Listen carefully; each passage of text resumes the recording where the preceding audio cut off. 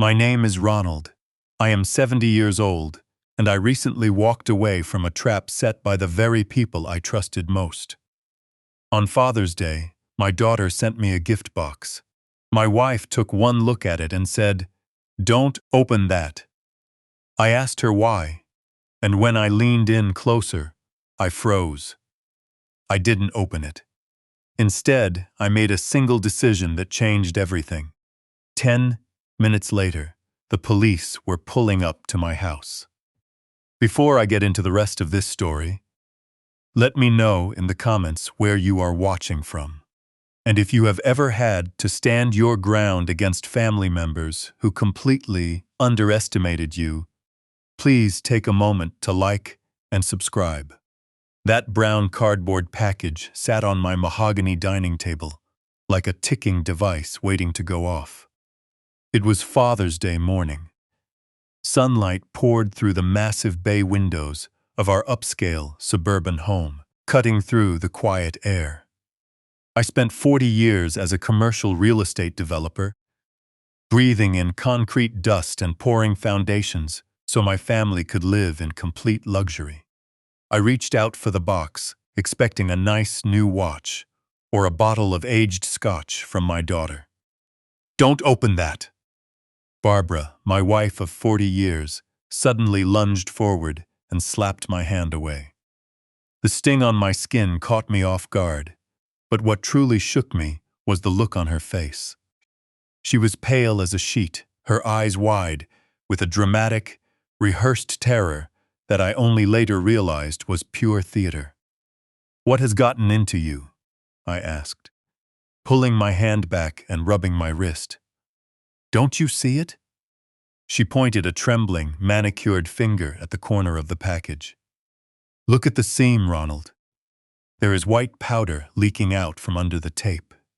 It could be hazardous. Someone is trying to harm us." I leaned forward. Sure enough, there was a fine dusting of white powder along the edge.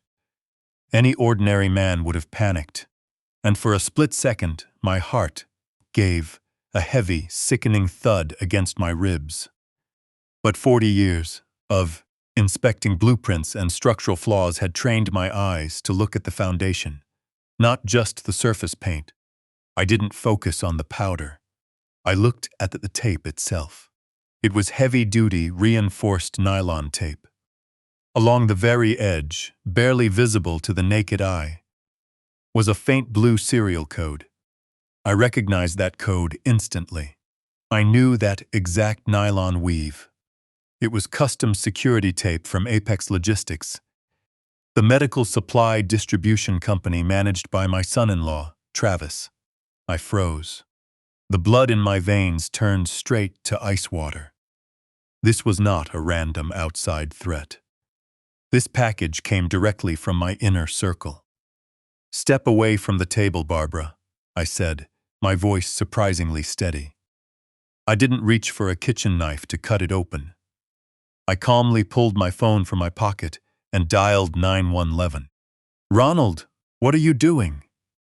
Barbara hissed, stepping toward me as her panicked expression shifted into sheer frustration. "Let's just throw it in the neighborhood dumpster. We don't need police cars swarming our driveway and making a huge scene.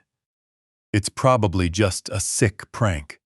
If someone sent a hazardous substance to our house, Barbara, tossing it into a public trash can is the worst thing you could do," I replied, keeping my eyes locked on hers. Why was she so desperate to get rid of it? If she genuinely believed it was dangerous, dumping it in the street was pure madness. She wanted that box gone. She wanted the evidence destroyed before anyone could look closer. I pressed call and calmly reported a suspicious package with an unknown substance to the dispatcher. Barbara paced the kitchen floor, wringing her hands, her face wearing a thin mask of fear over deep agitation. The psychological chess match had officially begun, and it hit me like a ton of bricks. The woman who had shared my bed for 4 decades was hiding a devastating secret. 10 minutes later, sirens broke the silence of our gated community. Two patrol cruisers and a specialized hazardous materials unit rolled right onto our manicured lawn. Flashing red and blue lights bounced off our hedges and the expensive facades of our neighbors' homes. Front doors cracked open, blinds parted, and our private life turned into a neighborhood spectacle in seconds. They evacuated Barbara and me to the sidewalk, wrapping us in foil blankets while personnel in yellow protective suits and respirators headed inside. The air was thick with the static of police radios and the tense murmurs of officers securing the perimeter. I stood on the pavement, watching the home I built treated like an active crime scene. An hour crawled by in suffocating silence. Finally, a stern-faced detective in a rumpled suit walked over to us. His badge identified him as Detective Carter. He looked at me with an unreadable expression, a mix of skepticism and professional caution. "Mr. Caldwell," the detective said flatly, "the powder on the outside of the box is just baking soda. It's a harmless household item, deliberately placed there to look threatening." Barbara let out an exaggerated gasp, clutching her pearls in a dramatic show of relief.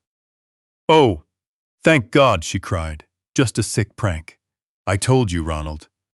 "However, inside the box," the detective continued, cutting her off, "we found 2 pounds of pure, uncut, illicit narcotics." That sentence hung in the air like an anvil. That quantity was no prank. It was a massive federal crime, the kind of charge that puts a man away for the rest of his natural life. "And that is not all," Detective Carter added, pulling an evidence bag from his jacket. Tucked underneath the narcotics, we found a handwritten distribution ledger detailing street routes, contact lists, and financial splits. And signed at the bottom in your exact handwriting was your signature, Mr. Caldwell. The trap was seamless. I stared at the detective as the cold reality settled over me. If I had been an ordinary, unsuspecting grandfather excited to open a Father's Day package, I would have grabbed a knife and sliced the tape.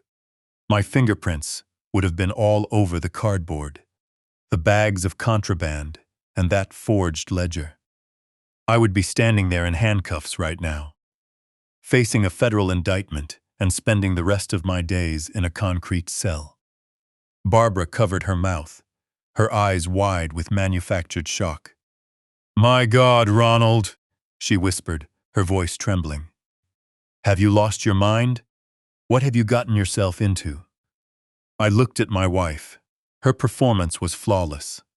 She played the heartbroken, innocent spouse to perfection, feeding the narrative directly to the detective right in front of me. "I have never seen that box in my life," I told Detective Carter, keeping my voice firm and perfectly calm. "I want a complete, exhaustive investigation. Pull the postal tracking data. Check the neighborhood traffic cameras. I will cooperate fully. And run forensics on that specific packing tape."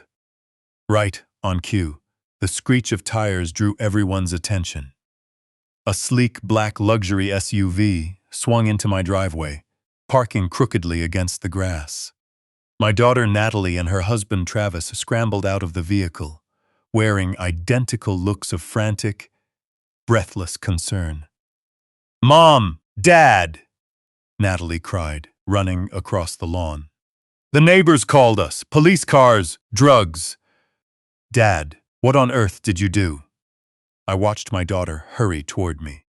I had spent a lifetime building a commercial real estate empire, putting in every ounce of sweat and discipline to create a generational foundation so she would never have to struggle. I had even recently handed over operational control of several prime properties to her, stepping back so I could enjoy retirement and let her take the reins. I thought I was securing her future. I didn't realize I was handing her the tools to bury mine. Travis walked up to the detective, adjusting his designer glasses, playing the part of the polished, deeply concerned son-in-law. "Officer, I am so sorry about this," Travis said, his voice heavy with sorrow. "My father-in-law has been slipping lately. His memory is deteriorating rapidly. He suffers from severe confusion and paranoia. He must have gotten confused online, ordered the wrong items, or gotten tangled up with dangerous people, without even realizing what he was doing." I stared right at Travis. Every piece of the puzzle locked into place with terrifying clarity. The custom security tape from his logistics firm, the forged ledger, the baking soda meant to make me panic and handle the box to contaminate the evidence. Travis was not defending me. He was laying the groundwork to completely dismantle my life and take away my freedom. "Is that true, Mr. Caldwell?" the detective asked, turning his gaze back to me. "Have you been experiencing cognitive decline?" Every instinct inside me screamed to push back. I wanted to grab Travis by the collar. I wanted to yell to the officers that this man was setting me up. But 40 years in high-stakes business had taught me a vital lesson. Whoever loses their composure first loses the entire board. If I shouted, if I sounded paranoid and started accusing my family of an elaborate conspiracy on the spot, I would look exactly like the unstable, declining old man Travis had just described. I would walk directly into their narrative. So instead of reacting, I played along. I let my shoulders slump. I let my jaw relax slightly. I softened my expression, allowing a vacant, bewildered look to settle over my face. I stared down at the grass, letting my hands tremble just enough to be noticeable. "I don't know," I stammered, making my voice sound thin and frail. "I just got a package. I thought it was a Father's Day gift. I don't remember ordering anything. I'm just so tired." Travis placed a reassuring hand on my shoulder, looking at the detective with a sad, knowing smile. "You see what I mean, detective? He isn't a criminal. He's just unwell." Detective Carter took notes, his stern demeanor softening slightly as he looked at my fragile posture. The officers bagged the evidence, assured us they would follow up on the investigation, and cleared the scene. The flashing lights faded down the street, and the neighbors finally retreated behind closed doors. I stood in my driveway, completely on my own, surrounded by predators who shared my last name. Quiet. That night, the house was dead quiet. I lay in bed, staring up at the dark ceiling, listening to Barbara's steady breathing beside me. For 40 years, that sound had brought me comfort. Now, it felt like the quiet ticking of a trap waiting to spring. She was faking sleep. I could feel the tension radiating across the mattress. Around 2 in the morning, the sheets moved. Barbara slipped out from under the heavy duvet with extreme caution, pausing to see if I moved. I kept my breathing deep and rhythmic, perfectly playing the part of a deeply sleeping old man. Once she was confident the coast was clear, she crept quietly out of the room. I waited 10 seconds. Then I slid out of bed and followed her down the hallway. I knew the construction of this house better than the architect who drew the plans. I knew which floorboards would make a sound and which ones were silent. I moved along the wall like a ghost until I reached the top of the stairs. Down in the kitchen, the faint light from the open refrigerator illuminated Barbara's face. She was pacing with her phone pressed tight against her ear, speaking in a harsh, cold whisper I had never heard from her before. "He didn't touch the package, Natalie." Barbara hissed into the receiver. Travis's plan fell flat. Your father saw the powder and dialed 911 immediately. His fingerprints aren't on anything inside that box. I held my breath, gripping the wooden railing. On the other end of the line was my own daughter. I don't care what Travis says, Barbara continued, pacing past the kitchen counter. The authorities are looking into everything now. We have to pivot to the backup plan immediately. The detective already thinks his memory is failing. We use this incident to our advantage. We tell the court he's dangerous, erratic, and ordering illegal materials to the house.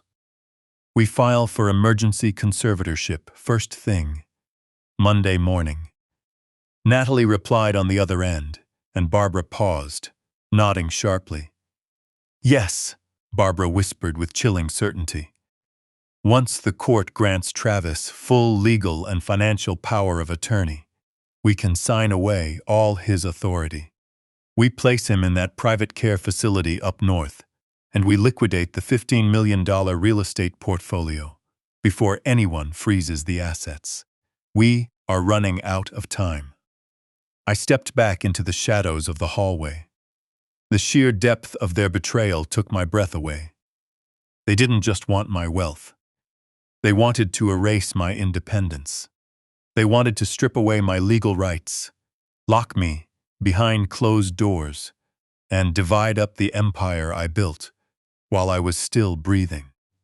I walked back to the bedroom and slipped beneath the covers. The heartbreak disappeared, replaced by an icy, calculated determination. I was living under the same roof as my adversaries, and the legal battle to protect my life had just begun. Morning arrived with brutal clarity. Sunlight streamed through the blinds, casting long lines across the hardwood floor. I sat on the edge of the bed, listening to the birds outside, feeling as though I had stepped into an alternate reality. Just yesterday, my family had tried to frame me for a major federal crime. Today, the house was filled with the warm scent of fresh coffee and sizzling bacon.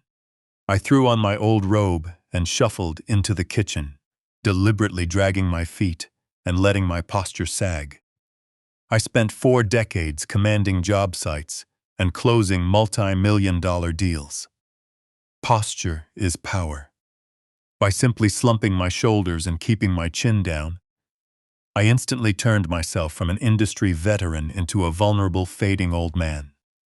Barbara stood by the stove. She turned around with a bright, welcoming smile, the exact smile she used to give me 30 years ago, whenever I closed a massive land acquisition. Now, it made my stomach turn. "Good morning, sweetheart," she said, her voice dripping with warmth. "I made your favorite sunny-side-up eggs and crisp bacon. After all that stress yesterday, you need a hearty breakfast." She gently took me by the elbow and guided me to the table, handling me as if I were made of glass. She pulled out my chair and patted my shoulder. It was a sickening display. I sat down, letting my hand tremble slightly as I picked up my fork.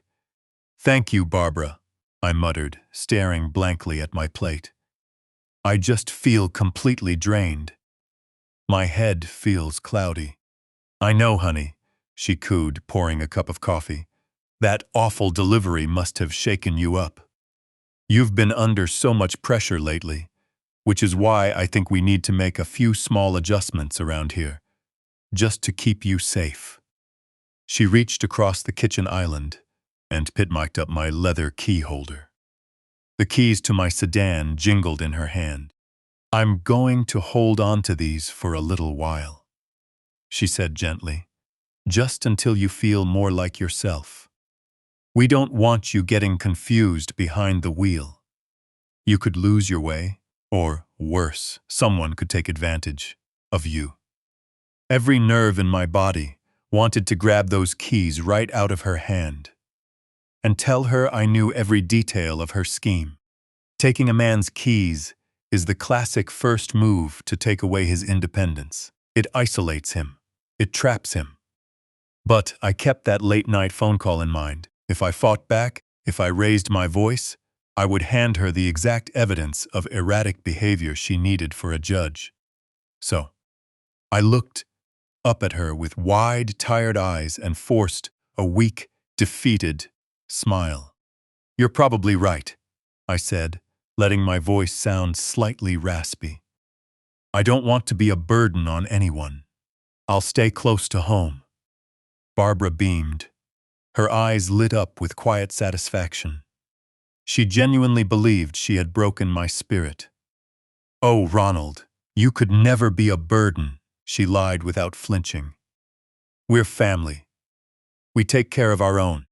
Before I could finish eating, the front doorbell chimed. Footsteps echoed through the entryway, and Travis strolled into the kitchen, wearing a sharp navy suit, carrying a leather briefcase, looking like a man who held all the cards. "Morning, Barbara." "Morning, Dad," Travis said, clapping a hand onto my shoulder with just a bit too much force. "How are we holding up today?" "I'm doing all right, Travis," I whispered, keeping my eyes on my coffee cup, just trying to take it easy. Travis pulled up a bar stool next to me, leaning in with deeply practiced concern. "I understand, Dad. Yesterday was a complete nightmare. Seeing the police treat you like a suspect broke my heart. Natalie and I were up all night talking about it. We are truly worried about your cognitive health. The lapses, the confusion. It's just not safe." I waited for the hook. I knew it was coming. "So, I reached out to a contact," Travis continued smoothly. "A colleague of mine knows one of the top neurologists in the state, Dr. Aris.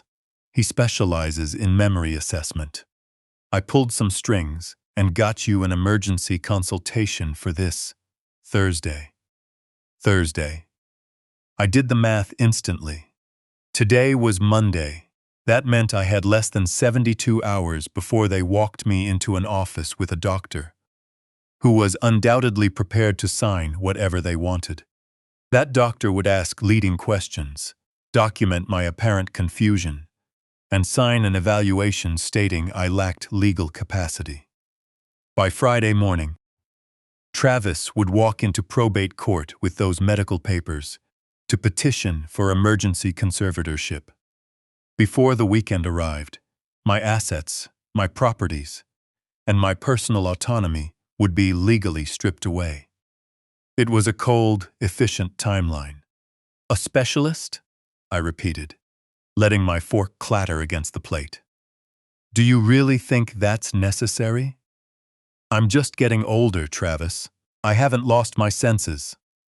"Nobody is saying that, Dad," Travis replied, his voice dropping into a smooth, patronizing tone. "Cognitive decline is a medical reality.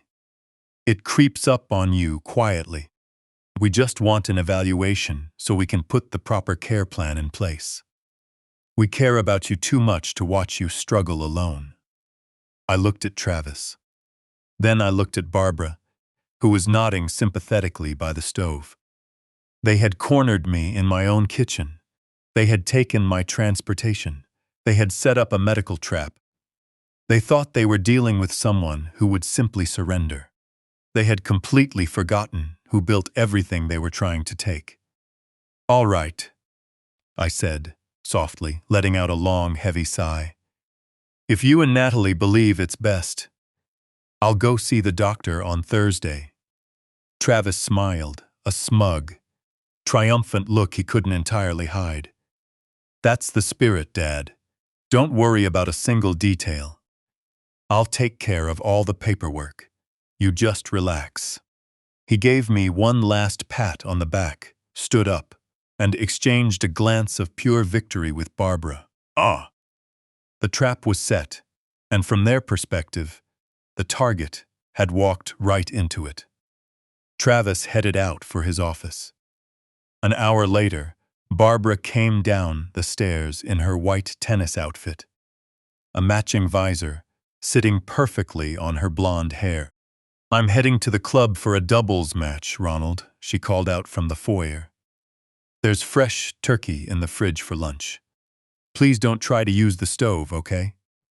I'll be back before 3. I'll be right here, I promised. The heavy oak front door clicked shut, and the deadbolt locked into place.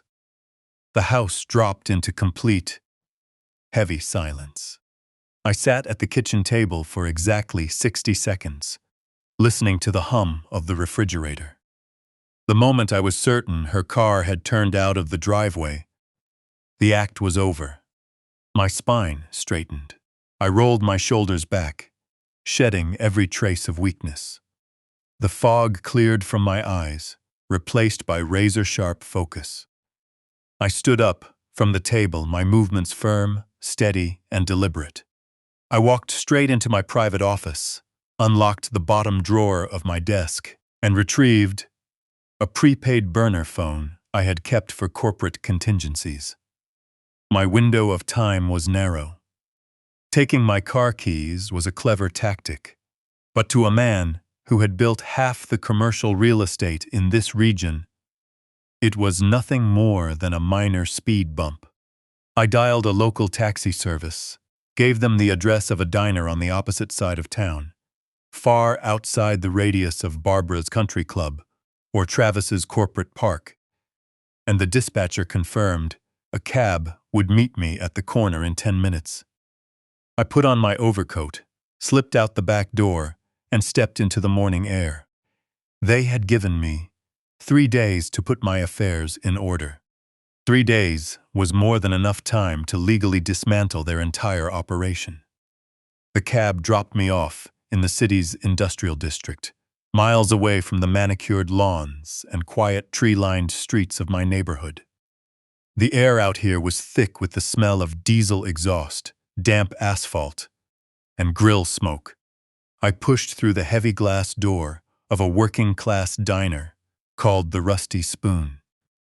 The bell above the door chimed, quickly swallowed by the clanking of thick ceramic mugs, the sizzle of the flat top, and the steady hum of conversation from trade workers on lunch break. I needed a location where nobody from my wife's elite social circle would ever dream of setting foot. I needed complete privacy. I scanned the rows of worn vinyl booths. In the back corner, sitting underneath a buzzing neon sign, was the man I had called. His name was Elliot. He was 60 years old, wearing a rumpled charcoal trench coat that carried more weight than most people realized. He was nursing a black coffee, his dark eyes scanning the room with the calm, formidable intensity of a strategist assessing the terrain. I walked over and slid into the booth across from him, the vinyl shifting under my weight. 10 years, Ronald, Elliot said, his voice deep and gravelly from decades of commanding crowded courtrooms. You're looking older. Clearly, retirement doesn't agree with you. You haven't changed at all, Elliot, I replied, placing my hands flat and motionless on the table. Elliot let out a dry, quiet chuckle that barely shifted the expression on his face. For a problem of this magnitude, I had no interest in hiring a standard family attorney. Family lawyers look for compromise.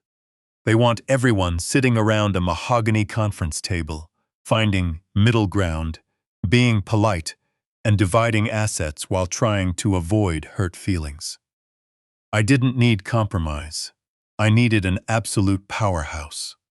Back in the late 90s, when I was aggressively expanding my real estate firm, Elliot was my chief legal strategist.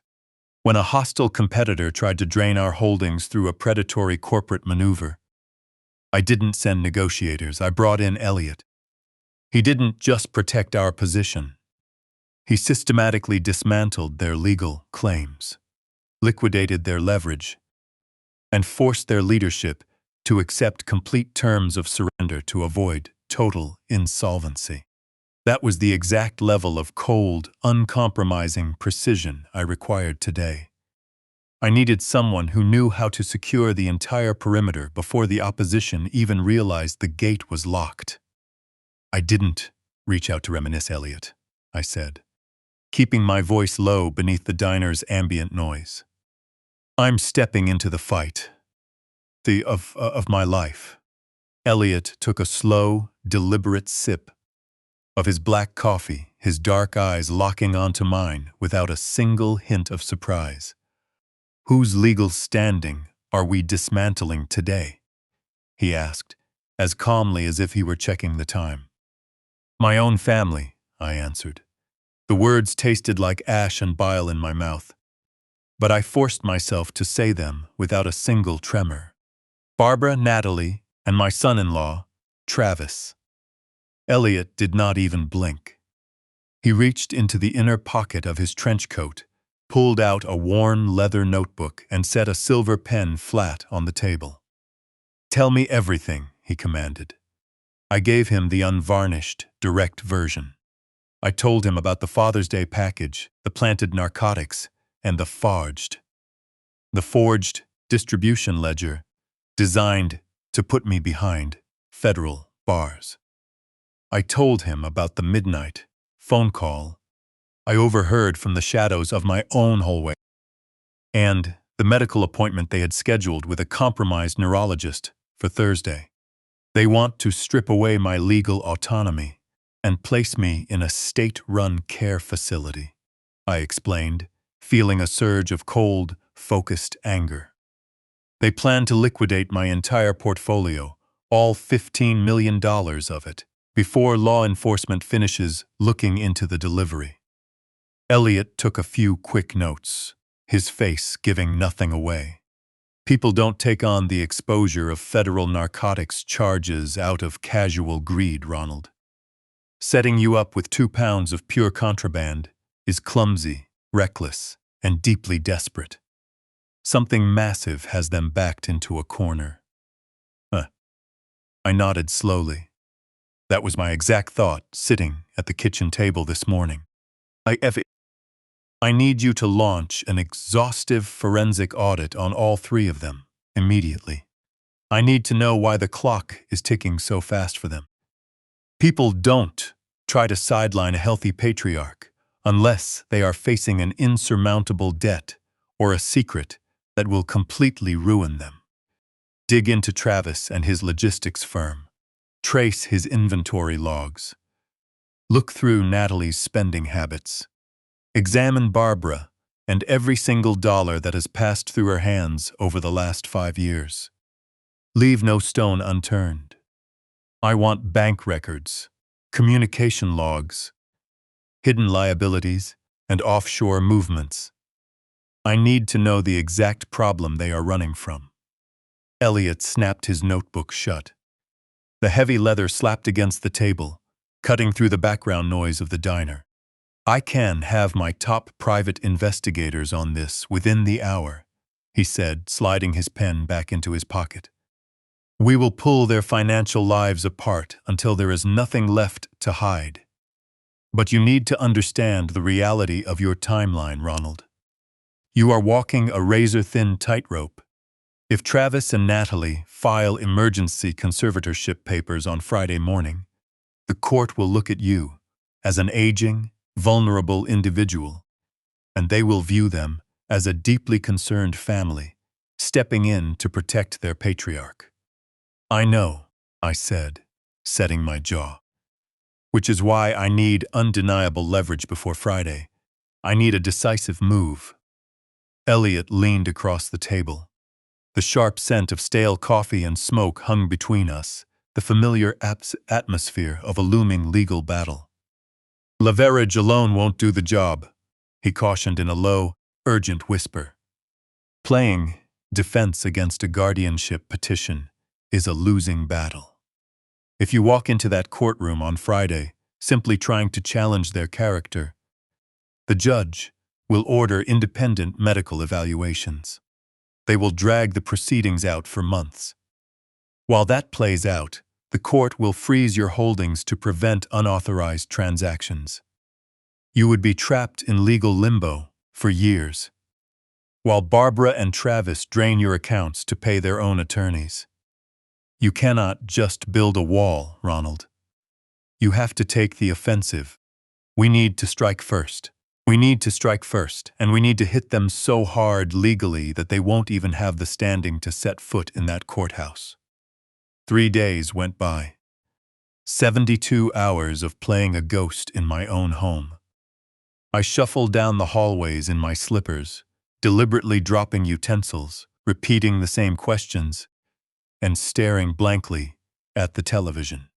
Barbara and Travis could barely contain their smug confidence, whispering in corners about the upcoming evaluation.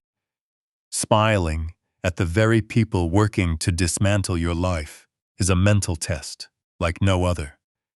Every instinct in me wanted to confront them, to drop the act, and to clear them out of my house. But I kept my head down and played the part to perfection. On Wednesday afternoon, while Barbara was out at her weekly charity luncheon, I slipped out through the back, caught a cab downtown, and entered the towering high-rise where Elliot's practice was located. I bypassed the front desk with a private keycard and stepped directly into his corner suite. The room smelled of rich leather and polished wood. Elliot stood by the floor-to-ceiling windows, looking out over the skyline. He did not turn around immediately. He simply let out a long, heavy sigh that echoed in the quiet office. "Take a seat, Ronald," Elliot said as he turned to face me. His usual guarded expression was exceptionally grim, like a doctor preparing to deliver a life-altering diagnosis. I sat down in the leather chair across from his desk. He walked over and dropped a thick manila folder onto the wood. The thud was heavy, decisive, and ominous. I had my investigators turn their entire financial history inside out, Elliot said, leaning forward with his knuckles on the desk. I expected greed. I expected bad investments or hidden credit card debt. What I found was total financial wreckage. Your son-in-law is not a successful logistics manager, Ronald. He is underwater. A cold weight settled in my chest. "What do you mean?" I asked, keeping my voice steady despite the adrenaline running through me. "Travis has an issue," Elliot explained, opening the file and laying out dozens of highlighted bank statements, wire transfers, and communication records. A severe, unchecked gambling habit. For the better part of 5 years, he has been wagering on offshore sports platforms. It started small, looking for a thrill, but the losses mounted fast. My team to do to cover the deficit, then gambling the borrowed capital, trying to break even. It's a textbook downward spiral. "How much?" I asked, bracing myself for the number. $3 million, Elliot said, looking me dead in the eye. He owes $3 million, Ronald, and not to commercial lenders or regulated establishments. He owes an aggressive, underground syndicate operating out of the East Coast. These people don't send polite demand letters, and they don't use regular collection agencies. They enforce their debts through severe physical intimidation, and they dismantle families entirely. And they dismantle it instantly. The temperature in the room felt like it dropped instantly. Mancy, $3 million was a staggering hole, one Travis could never climb out of on a legitimate salary. "And Natalie?" I asked, the name of my only child leaving a bitter taste. "Did she know?" Elliot turned a page. Not only did she know, she actively enabled it. Over the past 12 months, Natalie co-signed 3 high-interest private bridge loans, leveraging her anticipated inheritance and her status as your future beneficiary to back the debt. She is sinking right alongside him. 2 weeks ago, the lenders handed down an ultimatum. Deliver the full $3 million by the end of the month, or the consequences turn dangerous. The contraband, I murmured, the entire puzzle, snapping together with terrifying precision. The package. It was a desperate grab for immediate liquidity. Exactly, Elliot confirmed. Travis works in medical logistics. He diverted that substance directly from his employer's supply chain. If you had opened that box and been taken into custody, they would have filed for emergency conservatorship that very afternoon, claiming the incident proved you were experiencing total cognitive decline. They needed you declared legally incompetent immediately so they could liquidate your holdings and satisfy those debts before anyone showed up at their door. I closed my eyes for a second, processing the sheer calculated desperation of my own daughter. To bail her husband out of his own reckless choices, she was fully prepared to send her 70-year-old father to a federal facility. And the bad news doesn't stop there, Elliot continued, his voice dropping another octave. He reached into his briefcase and produced a second, slimmer red folder. This one concerns your wife. I opened my eyes and looked at the red folder, a sharp, aching knot tightening in my chest. 40 years of marriage. 40 years of sharing a life, a table, and a home. Barbara saw the ship taking on water, Elliot said quietly. My forensic accountants tracked a complex series of structured withdrawals from your joint retirement accounts. Over the past 2 years, Barbara has been methodically siphoning off funds, $10,000 a week, staying just under the federal reporting threshold to avoid triggering compliance flags. She moved the funds through 3 separate corporate shells. Where did the money end up? I asked, already knowing the reality would be hard to hear. The Cayman Islands, Elliot answered, in an offshore account entirely under her name. She has accumulated just over $1 million. She knew Travis and Natalie were in over their heads with dangerous people, and she knew they were targeting your assets to save themselves. Instead of standing by you, she built herself a private exit ramp. She was ready to let them compromise your freedom, take what they needed, and then slip away to a tropical retreat to live out her days in comfort. The silence in the office was complete. I looked down at the documents across the desk. It was an autopsy of my family dynamic. They were financially ruined, panicked, and backed into a corner. They were acting like desperate individuals looking for a way out, and they had chosen to sacrifice me to secure it. Do you see how critical the timing is now? Elliot asked, leaning back in his chair. Those lenders know about your real estate holdings. They know Natalie stands to inherit. If you try to fight this through standard probate channels, those creditors will still attempt to place encumbrances on your properties. They will show up at your home. Your family has brought a dangerous element right to your front door. I looked at my hands, the hands of a builder. I had spent a lifetime raising structures out of steel and concrete. Now I had to use legal precision to dismantle the foundation beneath them. We cannot just defend, I said, my voice hardening. If we wait until Thursday, they will trap me in that medical evaluation. If we wait until Friday, they will file for conservatorship and lock down my finances. Elliot nodded. We have to sever the connection entirely. We must make sure that when Travis and Natalie reach for your assets, there is nothing there for them to touch.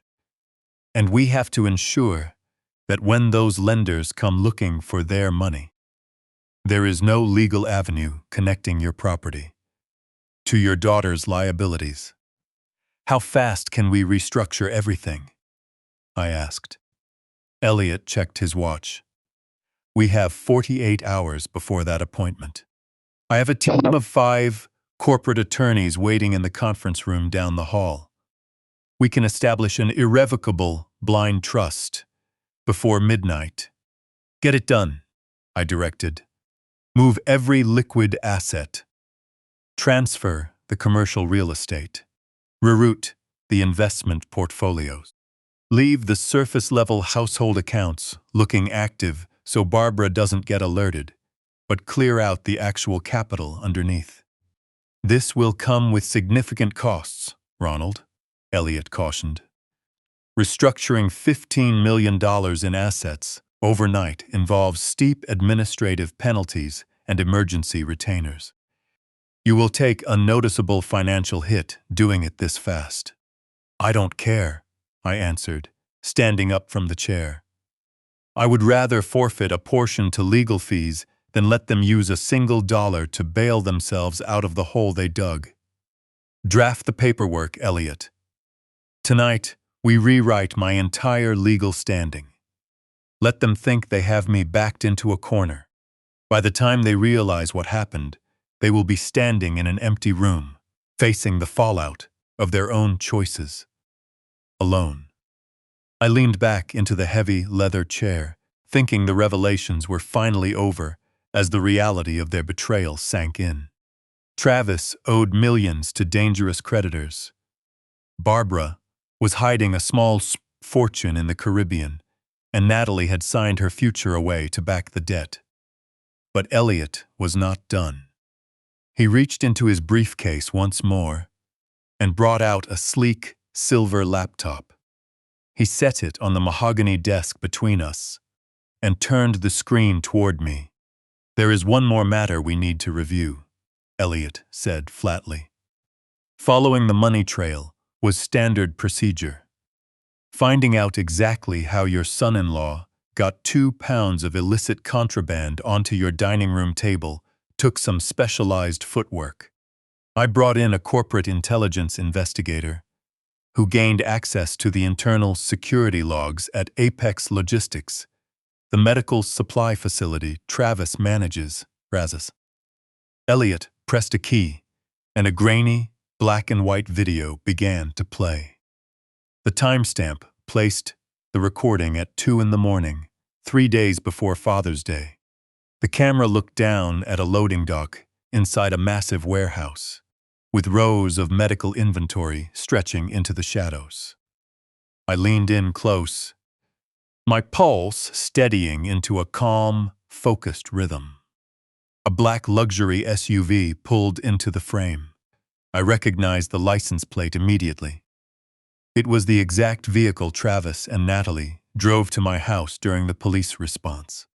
The driver's door opened, and Travis stepped into the dim light, wearing a dark hoodie, glancing around nervously as he walked toward a secure storage cage in the corner of the facility.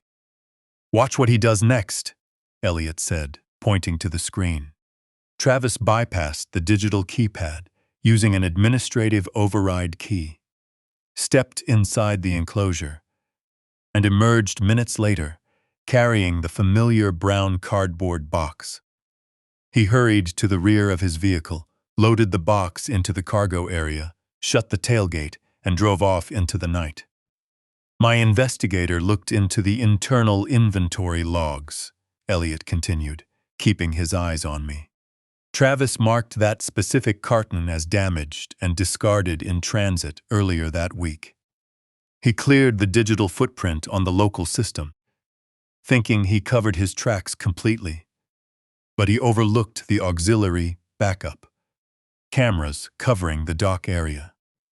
He took the materials directly from his employer's restricted inventory and brought them to your house to save his own standing. I stared at the screen. The deliberate calculation was staggering. Travis had orchestrated the entire plan himself, packing the box, forging my signature on the ledger, and delivering it to my front door on a holiday meant for family. He wanted me out of the picture entirely, so he could seize control of everything I had built. A sharp, controlled anger rose in my chest. For 40 years, I had played by the rules. I had worked until my hands were worn to provide a comfortable life for my daughter, and I had welcomed Travis into our family. In return, He had tried to strip away my freedom. I looked up at Elliot, my focus narrowing. "Send this footage to the authorities right now," I said firmly, my voice tight with restraint. "Contact Detective Carter. Show him the video and the falsified logs. I want Travis taken into custody before the sun goes down." Elliot closed the laptop slowly, clasped his hands over the desk, and looked at me with the calm perspective of a seasoned strategist. "No," Elliot said definitively. "We cannot do that just yet." "What do you mean we can't?" I pushed back. "We have the evidence and the clear motive. He attempted to frame me for a federal offense. He belongs in a holding cell today." Elliot leaned forward, his voice dropping into a steady whisper. "Listen to me very carefully, Ronald. If you hand this over to law enforcement right now, they open an active investigation. The moment Travis realizes investigators are closing in, he will panic. And when someone is backed into a corner, they lash out unpredictably. If Travis gets spooked today, he and Natalie won't wait until Friday. They will file for an emergency conservatorship tomorrow morning. They will go before a judge claiming your cognitive decline has made you paranoid and hostile, arguing that you are fabricating stories because your judgment is impaired. Courts often grant temporary protective status to family members when an aging relative appears combative," Elliot warned. "If they secure that temporary order, your assets are frozen on the spot. You will be legally barred from managing your own capital.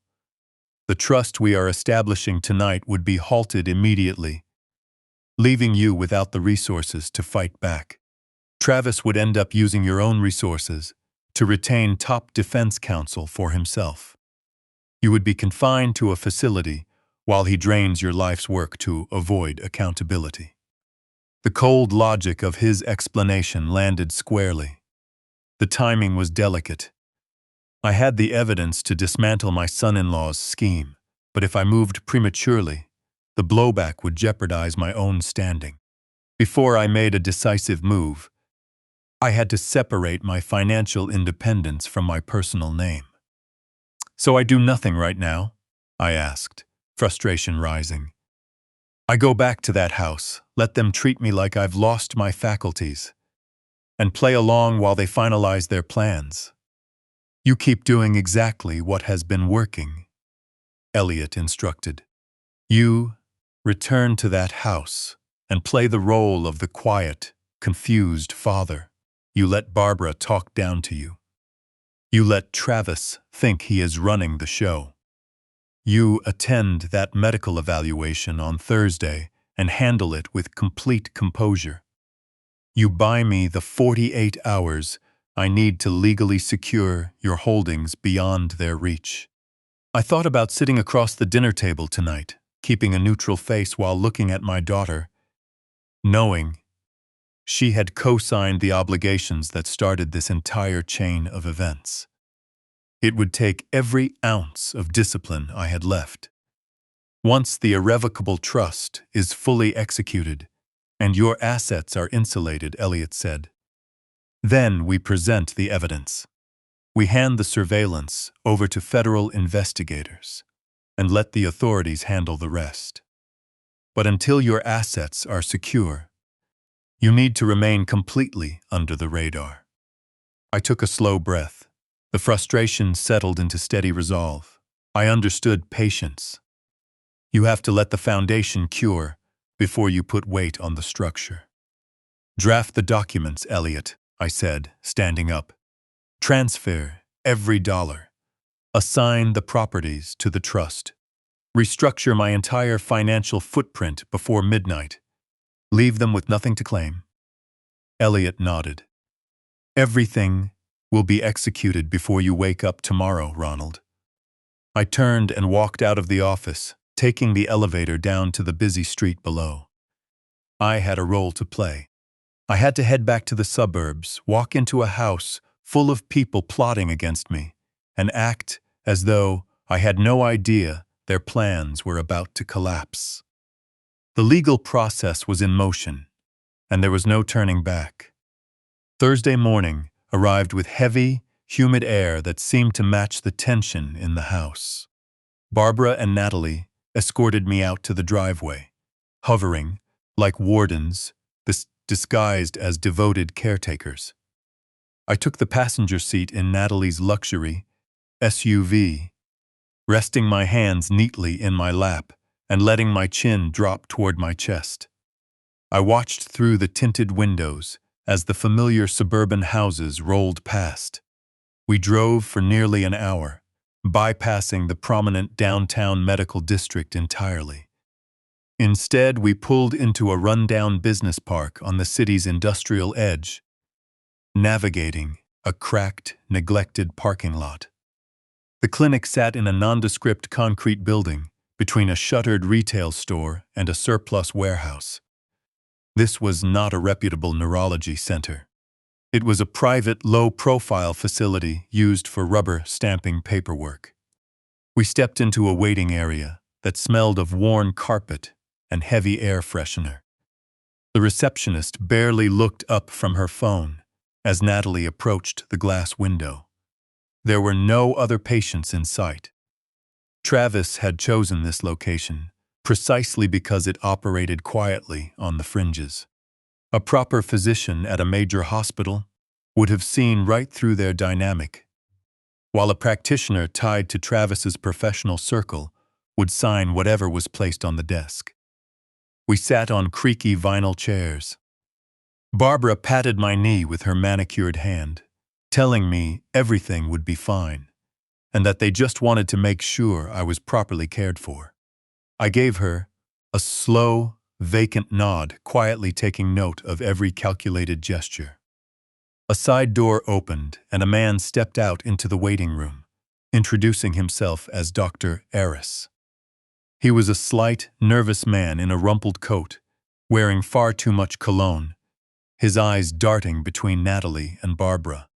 He lacked the steady confidence of an experienced clinician. He carried himself like someone managing a difficult obligation. He led the three of us down a narrow corridor into a small, windowless exam room. I sat on the edge of the table, the sanitary paper crinkling under me, while Barbara and Natalie stood shoulder to shoulder by the closed door like sentries. Dr. Eris didn't take my vitals. He didn't check my heart rate or look into my eyes with a penlight. He simply picked up a heavy clipboard and clicked a pen. The evaluation began, and their angle was immediately obvious. Dr. Eris avoided standard medical questions about history or physical wellness, instead speaking slowly and deliberately loud, as if addressing a small child. He asked if I struggled with basic daily hygiene, without making a mess. He asked if I had a habit of forgetting my identity or wandering the neighborhood in the middle of the night. He asked if I ever became aggressive or physically lashed out when my wife tried to assist me with meals. The questions were intentionally demeaning, meant to provoke a reaction and strip away my composure in front of my daughter. It was an obvious attempt to document grounds for acute behavioral instability. If I raised my voice, called out the pretense, or demanded to leave, he would mark a box on his clipboard labeling me combative, erratic, and a danger to myself. That evaluation would serve as their direct route to an emergency conservatorship on Friday morning. I refused to give them the reaction they wanted. I turned the situation completely around. I remained remarkably calm and polite. I kept my breathing steady and answered in a soft, courteous tone. When Dr. Eris asked a particularly patronizing question about my routine, I didn't scowl or raise my voice. I simply offered a gentle, puzzled smile, told him I was managing just fine, and thanked him sincerely for his thoroughness. I remained so composed that the atmosphere in the room turned thoroughly awkward. Natalie shifted, uncomfortably from one foot to the other, while Barbara forced a tight, unnatural smile. Under the fluorescent lights, Dr. Aris began to look noticeably uneasy. He tried pushing further, raising his voice to ask why illicit materials had been delivered to my address over the weekend. I looked back at him with a calm, innocent expression, quietly stating that I had no idea what he was referring to and asking if I might have a glass of water.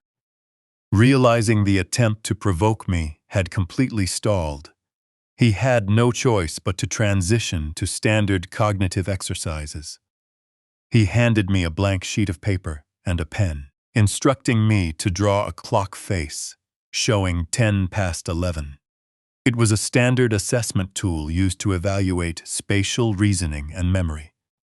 If I drew it instantly with perfect precision, they might suspect I was entirely aware of their game, potentially prompting Travis to try a more unpredictable move tonight. If I failed completely, Dr. Aris would sign the incapacity determination on the spot. I had to navigate right down the middle. I took the pen, letting my hand display a very slight, controlled tremor. I drew the outer circle slowly, then paused for a long moment, staring at the paper as if gathering my thoughts. I looked toward the ceiling, tapping the pen against my chin in a deliberate rhythm. Natalie let out an impatient sigh, while Barbara crossed her arms tightly.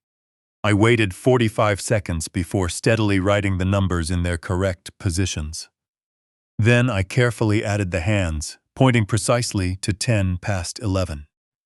The clock was entirely accurate, but the deliberate delay made it impossible to categorize the result cleanly as impaired. Dr. Aris cleared his throat and asked me to count backward from 100 by sevens. I gave the correct numbers, but spoke slowly, pausing between each calculation and asking him to confirm the prompt once. I named the current president, stated the city we were in, and accurately recalled the 3 unrelated words he had given me at the start of the session. Every answer was correct, yet delivered with measured, deliberate hesitation. It created complete ambiguity on paper. I appeared slow, but factually accurate, tired, but legally competent. Dr. Aris stared down at his clipboard, clicking his pen repeatedly. He looked up at Natalie and Barbara, visibly frustrated. He knew that with an accurate cognitive performance on record, he could not sign an order declaring me incapacitated without putting his own medical credentials at serious risk before an independent reviewer. The evaluation had completely stalled. Dr. Aris placed the clipboard on the counter, exhaled, and turned to my wife and daughter with a strained expression. He told them the results were inconclusive, explaining that while I showed signs of fatigue and slower processing, my cognitive baseline remained intact. He stated that under those findings, he could not sign an emergency incapacity certification. Today, he recommended scheduling comprehensive imaging and a follow-up consultation before any formal determination could be made, suggesting they bring me back on Monday morning.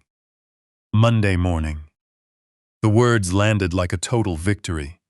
Natalie clenched her jaw, while Barbara glared at the doctor with quiet, desperate frustration. They knew their timeline with the creditors was running out, and they had expected to leave that clinic holding the paperwork to seize my estate. Instead, they were walking out with nothing. I sat on the edge of the exam table, offering a polite, distant smile.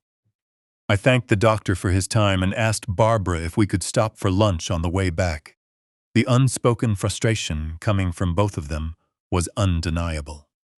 I had navigated the appointment, maintained my legal standing, and secured another critical window of time before the weekend. That was all Elliot needed to finalize the irrevocable trust and place my holdings entirely out of reach. I stepped down from the table and walked toward the exit, fully aware that the next time they attempted to make a move, their leverage would be completely gone. Thursday night settled over the neighborhood with complete heavy silence. I lay motionless in the dark bedroom, listening to my wife's steady breathing beside me, knowing she believed their plans were still within reach. When the digital clock on the nightstand rolled over to 1 in the morning, I quietly set the covers aside. I got dressed in the dark and moved through the house I had built, stepping over the silent floorboards without making a sound. The city was empty and cold when my cab pulled up to the towering glass and steel high-rise where Elliot had his practice. The ground floor lobby was dark, but a security officer gave me a brief nod and badged me into the executive elevator. I rode it all the way to the 50th floor. When the steel doors parted, they revealed a sprawling conference room bathed in the bright, clinical hum of overhead lights. It looked less like a law firm and more like a tactical operations center. Elliot was waiting at the head of a massive mahogany table. 4 junior attorneys stood nearby, with their sleeves rolled up, flanked by stacks of heavy corporate binders and legal documents. Elliot offered no pleasantries. He simply pointed toward the heavy leather chair at the center of the room. He told me the filings were fully drafted, but he gave me one final, serious warnings. Once I put pen to paper, every trace of my personal, financial standing would be systematically cleared from the public record. Once we stepped off that ledge, there was no turning back. I took a seat and reached for the weighted silver pen, resting on the blotter. For a brief moment, a deep ache settled in my chest. I thought about the very first property I ever purchased, a rundown storefront that took every single dollar to my name. I thought about 40 years of long hours, missed vacations, and the relentless drive to build an empire that would shield my daughter from hardship. Now, to protect myself from her, I was about to dismantle that entire empire piece by piece. I took a steady breath, pushed the grief aside, and pressed the pen to the first page. Elliot guided me through the complex landscape of asset protection law. We began by establishing an irrevocable blind trust. It was an airtight legal fortress, an entity completely separate from my personal identity, and managed by an independent board under Elliot's strict direction. Every single asset placed into that trust was instantly shielded from family court proceedings, emergency conservatorship petitions, and aggressive creditors. It was a financial vault, entirely invisible and legally untouchable to the people plotting against me. The junior attorneys began sliding property deeds across the polished table. One by one, I signed over the commercial real estate that formed the backbone of my life's work. I signed away downtown office towers, expansive suburban retail centers, and regional logistics warehouses. With each decisive signature, tens of millions of dollars moved out of my personal name and vanished safely into the trust. I was surgically severing my own estate so it could never be weaponized against me. Next came the liquid holdings. Elliot presented the transfer authorizations for my investment portfolios and SaaS holdings and specialized holdings. I signed away 40 years of compounded growth, secure municipal bonds, blue-chip shares, and private equity positions. The anticipated fortune that Natalie and Travis had promised to dangerous underground lenders was evaporating into thin air right before my eyes. Then Elliot placed one final deed in front of me, the title to our sprawling suburban estate, the very home where my wife was currently asleep. It was the house where we had celebrated decades of holidays, and the hallway where Natalie had taken her first steps. Elliot explained that the trust was purchasing the property, through a corporate holding company in a private transaction. Effective. Immediately, I was no longer the owner of my own house.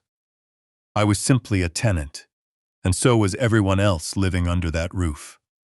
With a completely steady hand, I signed my name on the dotted line. Elliot gathered the executed documents and handed them off to his team for expedited electronic filing with state and federal registries. Then he looked at me with sharp, practical focus. He brought up the joint checking and savings accounts I shared with Barbara. He explained the risks of draining those visible consumer accounts overnight. Moving large sums from a shared retail account would immediately trigger automated fraud alerts. Barbara would wake up to urgent text notifications warning her of massive transfers, ruining our advantage. Travis would panic and accelerate his moves before Friday. I told Elliot to leave those consumer accounts open.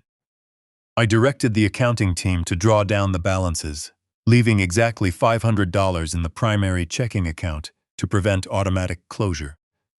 I wanted the exterior to look completely undisturbed.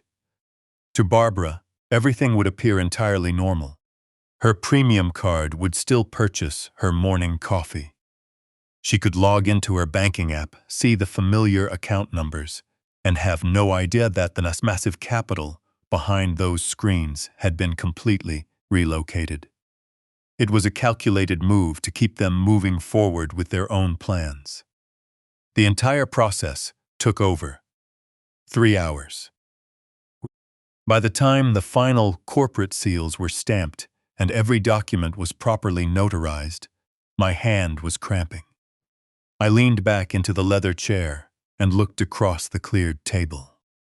I was a man who had built over $15 million in value across a long career. On paper, I was now completely without personal assets. I did not even own the suit on my back or the shoes on my feet. I had become a legal ghost. Elliot poured 2 glasses of scotch from a crystal decanter on his desk and slid one across to me. He told me the hard part was done.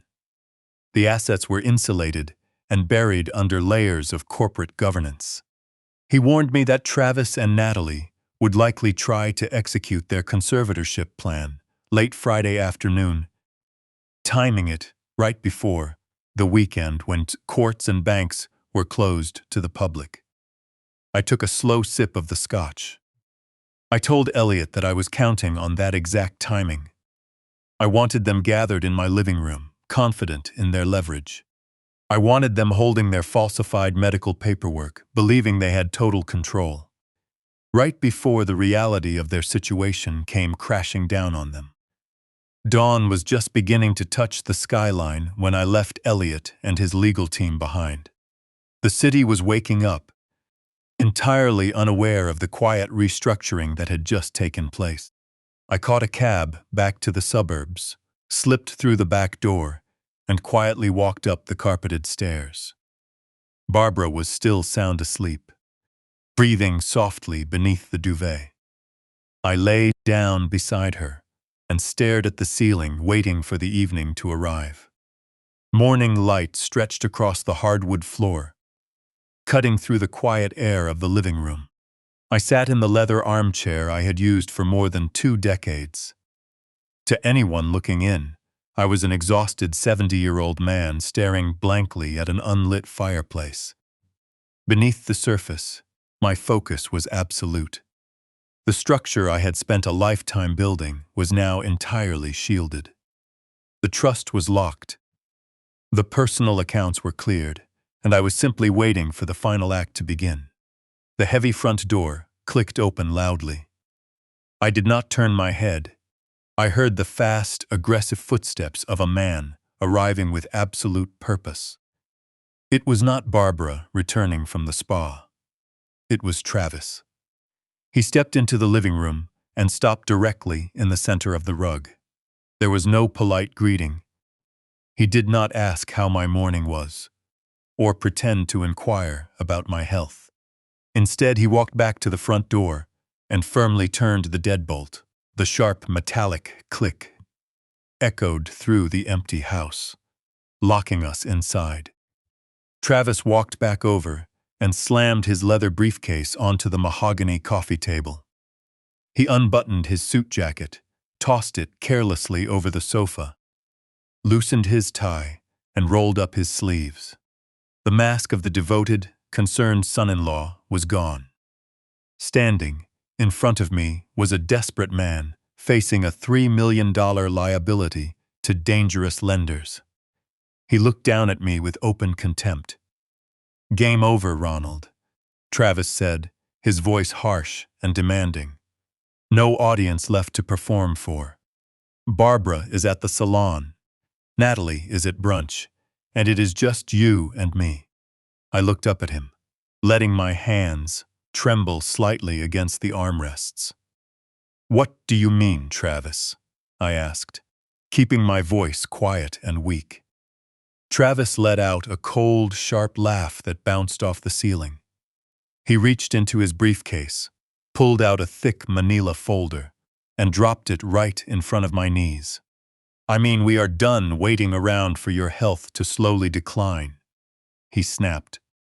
He leaned forward, planting both hands on the arms of my chair, effectively cornering me with his face only inches away. I could smell stale coffee on his breath. I looked down at the folder. The top document bore the official seal of the State Medical Board. "You thought you were being clever at the clinic yesterday, didn't you?" Travis whispered, his eyes narrowing. "You thought you could play the harmless, confused old man and run circles around that nervous doctor. You thought you bought yourself time, but you forgot one basic rule, Ronald. Everyone has a price. It only took doubling his fee to get him to complete the paperwork." Travis tapped the document with a heavy finger. The forms were completely filled out, a signed and notarized medical evaluation declaring that I lacked legal capacity, exhibited aggressive tendencies, and posed a significant safety risk to myself and others. It was an outright fabrication bought and paid for to force my compliance. "If I file this," he continued in a chillingly calm tone, "a judge will issue a protective custody order before lunch. Do you know what happens next, Ronald? Do you know what an involuntary psychiatric commitment looks like for someone your age?" I widened my eyes, letting a look of total panic take over my face. I pressed myself back into the chair, as if trying to get away from him. "They won't take you to some private retreat with soft music and landscaped gardens," Travis said, leaning in closer, fully enjoying the fear he thought he was creating. "You will go straight to a locked state ward. Orderlies in heavy boots will walk into this house, strap you to a gurney, and medicate you until you cannot remember your own name. You will spend your remaining days in a secure room, staring at a blank wall, while Natalie and I take full control of your $15 million portfolio." A single tear rolled down my cheek, a completely controlled reaction. I made my breathing shallow and fast, mimicking the onset of a panic attack. "You cannot do this," I stammered, making my voice sound broken. "I built this home. I gave Natalie everything. Natalie is looking out for her own future." Travis sneered, stepping back and looking down at me. "You are just an obstacle in her way. But I am willing to give you an alternative." He reached back into the briefcase and pulled out a second, simpler document. A voluntary power of attorney and asset management agreement. "You sign this right now," Travis demanded, dropping the heavy silver pen onto the table. "You willingly transfer full financial and medical authority to me. If you do, we avoid the public court proceedings. I tear up the involuntary commitment order and we place you in a comfortable private community with proper care and dignity. It is very simple. Sign the agreement, or I place the call to have you removed from this house. I looked at the falsified medical documents. I looked right into the eyes of a man who was ready to erase my independence to clear his own reckless debts. The anger inside me burned hot, but I kept it locked down completely.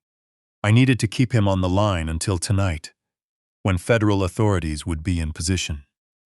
I reached out slowly, my hand trembling as I touched the pen. I let out a heavy, defeated breath and buried my face in my hands. "You win, Travis," I said, my voice muffled through my fingers. "You beat me. Just please do not send me to a state facility." Travis chuckled, taking a step back with his arms crossed like a conqueror standing over defeated ground. "Smart choice, Ronald. Pick up the pen and sign." I lowered my hands and looked up at him with desperate eyes. "I will sign it," I whispered. "I will give you what you want. But please, Travis, give me one final day in my own home. Let me walk through these rooms and say goodbye to the life I built. Let me sit in my garden one last time." Travis frowned, his patience wearing thin. "I do not have time for games, Ronald." "I am not playing games," I pleaded, letting my voice crack with defeat. "Come back tonight. Bring Barbara and Natalie. We will sit down together as a family, and I will sign the authorization in front of everyone. Just let me have this last shred of dignity." Travis studied me closely. He looked at my shaking hands, the tears on my face, and my slumped posture. His arrogance blinded him completely. He genuinely believed he had broken my resolve, and he knew that securing a voluntary signature in front of the entire family would hold up far better legally than forcing the issue right now. Greed and overconfidence clouded his judgment entirely. Travis bent down, picked up the pen and the briefcase, and slid them back into his briefcase. "Fine," Travis said sharply, looking down at me with utter disdain. "You have until 8 o'clock tonight. Get your thoughts together and say your goodbyes. But if you try anything foolish, if you call an attorney, or try to leave, I will have that commitment order executed immediately. We will see you tonight, Ronald. Have your hand ready to sign." He grabbed his suit jacket, unlocked the deadbolt, and stepped out into the afternoon light, pulling the heavy door shut behind him. The sound of the door closing echoed through the quiet house. I sat, completely still for a full minute until I heard his car pull away. Gradually, the shaking stopped. The tears dried on my face. I sat up straight in the leather chair, breathing in the quiet air of the room. Travis thought he had granted me a final courtesy. He thought he was returning tonight to claim a multi-million-dollar estate. He had no idea he was walking straight into a federal investigation. Every piece was in position. I closed my eyes and waited for the sun to go down. The house remained quiet after Travis left. I walked over to the front window and watched his vehicle disappear down the street. He was convinced he had left a broken man behind, confident that he had already won. I stepped back from the glass, a cold, calm resolve settling over me. Travis understood logistics, but he knew nothing about timing. Dismantling a major commercial structure requires precision placement and perfect sequencing, and taking down a coordinated betrayal demanded that exact same discipline. I walked into my study, sat behind the heavy desk, and looked at the grandfather clock ticking steadily in the corner. It was Friday afternoon. I had exactly 8 hours before Travis returned with my wife and daughter to demand my signature. They had chosen a Friday evening because standard legal and financial institutions close for the weekend, hoping to trap me in a window where I could not retain counsel or move capital.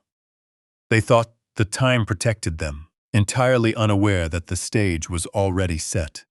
Coordinating a federal response is not an overnight process. It requires build-up. Warrants must be reviewed by prosecutors, signed by a magistrate, and assigned to a tactical unit. I had accounted for that operational timeline, which is why I had set everything in motion 48 hours.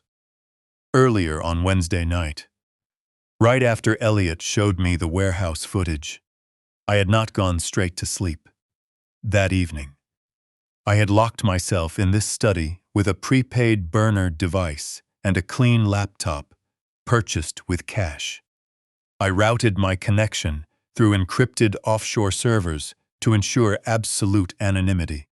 I could not risk law enforcement tracing the tip back to my address while the initial package delivery was still open, as that would raise questions about the integrity of the evidence.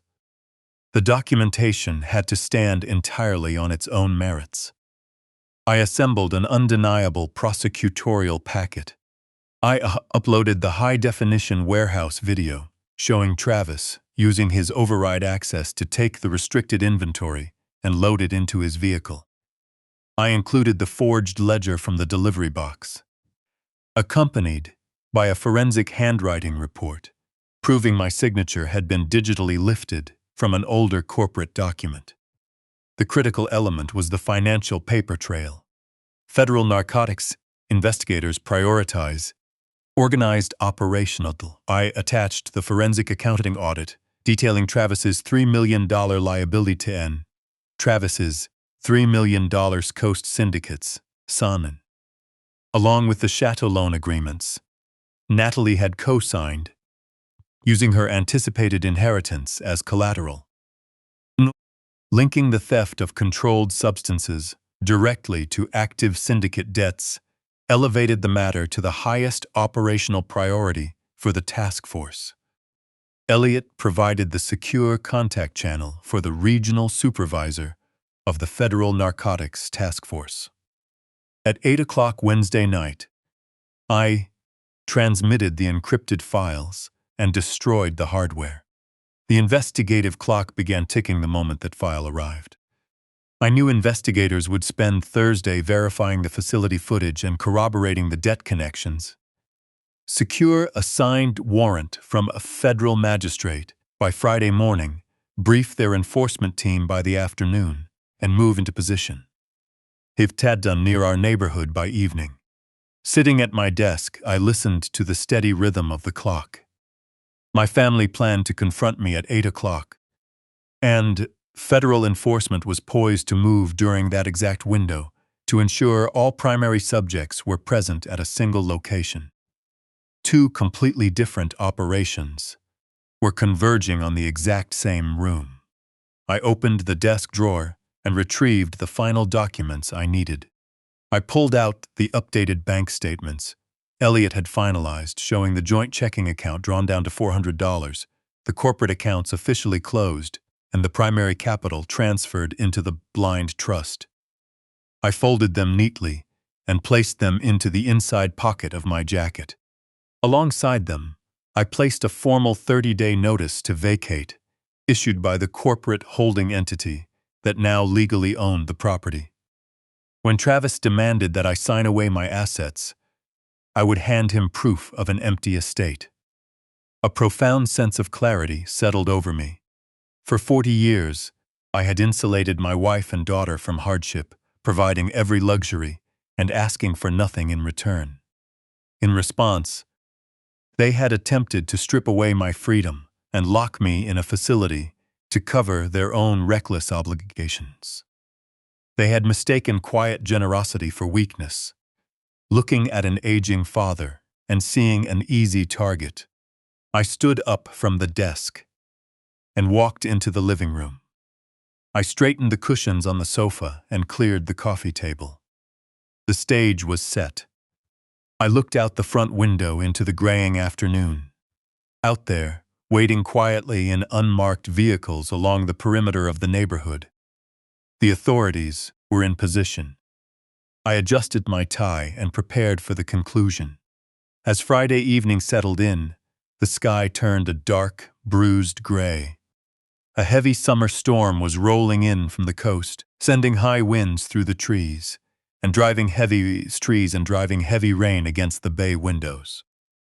The storm isolated the house from the rest of the street, muffling any outside noise and providing what my family believed was the perfect cover for their final confrontation. I walked slowly down the carpeted stairs, playing the part of the defeated patriarch one last time, letting my hand drag along the banister I had installed decades ago. Every corner of this home carried memories of a life I thought was built on loyalty, but those illusions were gone. I stepped into the living room. The fireplace sat dark and cold, and the large coffee table occupied the center of the room. My family had already assembled. Travis leaned casually against the stone mantel in a tailored gray suit, looking confident and in complete control. Natalie sat stiffly on the edge of the leather sofa with her arms crossed, her expression cold and guarded. Barbara stood near the window, holding a glass of white wine and watching the rain, ready to play the supportive spouse. Travis did not hesitate. The moment I lowered myself into the armchair, he stepped toward the table with his leather briefcase, unsnapping the gold latches with a sharp click that cut through the room. He reached inside, pulled out a thick stack of legal documents, and dropped them onto the wood.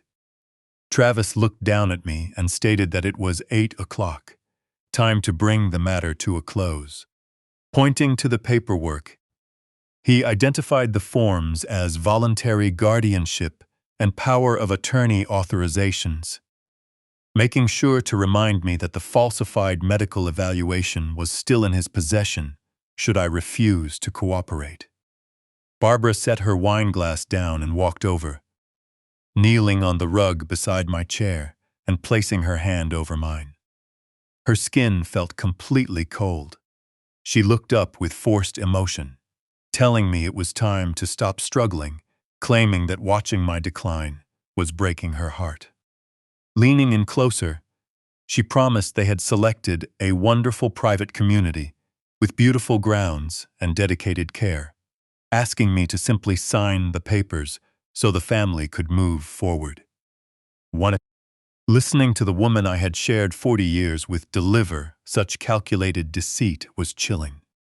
She was weaponizing decades of marriage to strip away my autonomy. I let my hands shake visibly, looking between the three of them with wide, uncertain eyes. I turned my focus toward my daughter, looking for any sign of hesitation or regret. I had paid for education, funded her wedding, and provided the lifestyle she enjoyed. I asked her directly if this was truly what she wanted, asking if she believed her own father needed to be removed from his home. Natalie did not waver. Her expression remained completely detached. She looked past me, stating that I had become a liability, claiming my erratic actions were putting her future and financial stability at risk. She stated flatly that she and Travis had their own lives to build, and that she had no intention of managing an unstable situation involving illicit deliveries to the home. The complete absence of empathy in her voice provided all the confirmation I needed. The daughter I raised was gone, replaced by someone willing to sacrifice her own family to escape a crisis of her own making. Travis stepped forward, standing directly over my chair. He reached into his jacket, pulled out the heavy silver pen, and held it out to me. He reminded me that institutions were closing for the weekend, calling this my final opportunity to resolve things quietly. He warned that if I did not sign immediately, he would place a call to emergency services, present the medical affidavit, and claim I was suffering an acute episode. A crack of thunder rattled the floorboards beneath us as rain poured against the glass. They believed the weather gave them total isolation, convinced they had backed me into a corner with no way out. Standing over me with total confidence, They demanded the signature that would end my legal standing. They had no idea that the ground beneath them had already shifted. Travis held the pen out, his eyes focused on the signature line. I looked at the pen, then reached out slowly to take it, letting my fingers tremble as if the weight of the metal was too much to manage. Travis offered a tight, satisfied smile, convinced he had broken my resistance. I held the cool silver barrel and looked down at the documents on the table. The room was silent except for the rain against the window. Barbara let out a soft sigh of relief, while Natalie leaned forward from the couch. They believed they were seconds away from taking full control of the estate. I hovered the tip of the pen directly over the signature line, holding it less than an inch above the paper. I held it there, letting the silence stretch for 5 seconds. Then, 10. Travis cleared his throat, shifting his weight impatiently. "Sign it, Ronald," he commanded in a low, sharp tone. I did not move. The trembling in my hand stopped completely. My grip turned firm and steady. I pulled the pen back from the page, slowly threaded the cap back onto the barrel until it clicked shut, and placed the pen flat on the table next to the medical affidavit. "What are you doing, Dad?" Natalie demanded, her voice sharp with sudden irritation. "Sign the document. We don't have all night." I looked up at my daughter. I sat up straight, squaring my shoulders against the back of the leather chair, letting the calculated fog leave my eyes entirely. I looked at her with the cold, measured focus of a man who had negotiated high-stakes contracts for decades. I reached inside the breast pocket of my tailored suit jacket. Travis took a step forward, his brow furrowing in confusion, unable to process the sudden change in my posture.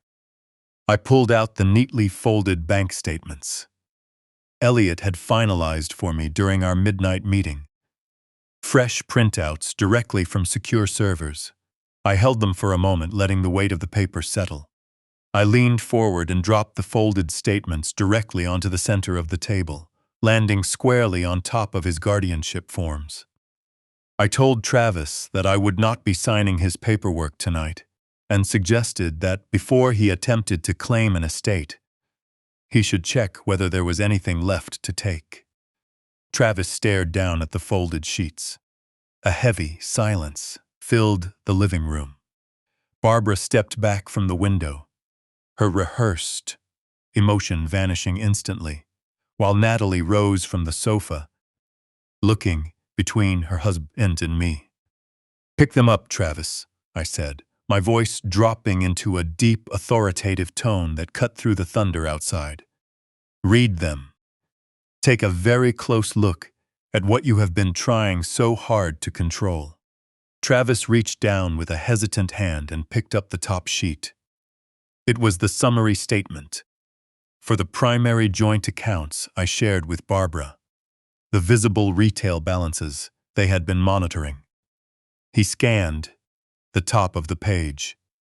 I watched his eyes move across the print, his mind working to process the figures in front of him.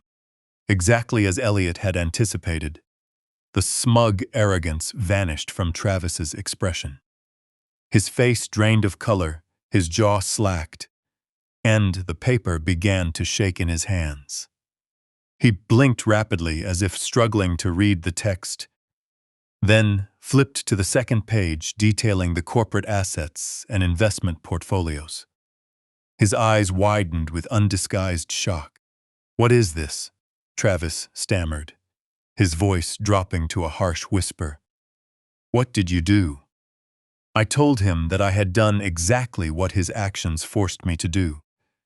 Legally insulated my assets to protect them from reckless interference. I told him to read the final balance of the joint accounts out loud, so my wife and daughter could hear the exact value of what they were attempting to claim. Travis stood frozen, his throat working silently, unable to produce a single word. Natalie lunged forward and snatched the documents right out of his trembling hands. She stared down at the summary statement, her eyes scanning down to the bottom line. $400, she whispered, her voice cracking in complete disbelief. She looked up at me, her face contorting with panic. The balance says $400. Where is the $15 million, Dad? Where are the corporate accounts? Where are the retirement funds? I leaned back into the armchair and crossed one leg over the other. I told my daughter that the corporate accounts had been permanently closed 48 hours ago. I told her the retirement funds had been fully dissolved and relocated. I explained that I had established an irrevocable blind trust managed by an independent board of ruthless corporate attorneys. Every single liquid dollar, every commercial deed, and every investment position I owned had been legally removed from my personal name and locked securely inside a financial fortress they would never breach. You are standing here holding pieces of paper, trying to take control of an estate that vanished 2 days ago, I said, my voice carrying a quiet, lethal calm. You brought fabricated medical affidavits, threatening to place me in a state ward just to clear your massive gambling debt. You thought I was a fragile, aging man you could easily push around. You were wrong. You spent the past week digging a deep hole to bury me in, without ever realizing you were the one standing at the edge. Barbara let out a loud, frantic gasp. She rushed forward, tore the statements from Natalie's hands, and desperately flipped through the pages, searching for any sign of the wealth she was accustomed to. She found nothing but closed accounts and zero balances. The room spun around them in a wave of collective shock. The $15 million they had promised to underground syndicate lenders was gone. The capital they planned to use to save themselves no longer existed. Travis stood completely frozen in the center of the rug, staring at me, as if he were looking at a ghost. The illusion of my compliance had shattered entirely, leaving them exposed, empty-handed, and trapped in the middle of a storm they could not escape. A crushing silence paralyzed the living rooms. Travis gripped the printed statements that proved his multi-million dollar prize had disappeared into thin air. Outside, the rain continued to lash against the glass, but inside, the air was dead and suffocating. I did not raise my voice. I did not need to. The undeniable reality was loud enough. I sat comfortably in my armchair, watching the arrogance melt off my son-in-law's face, replaced by raw dread. You thought you were the smartest man in the room, Travis, I said, my words slicing through the heavy silence. You thought setting up a 70-year-old man for federal narcotics distribution was your brilliant way out of a financial disaster. You thought you could lock me away in a secure facility and take everything I built without facing any consequences. Travis swallowed hard, his throat working silently as he struggled to find words. I know everything, I continued, leaning forward slightly, locking my eyes onto his. I know about the offshore sports betting platforms.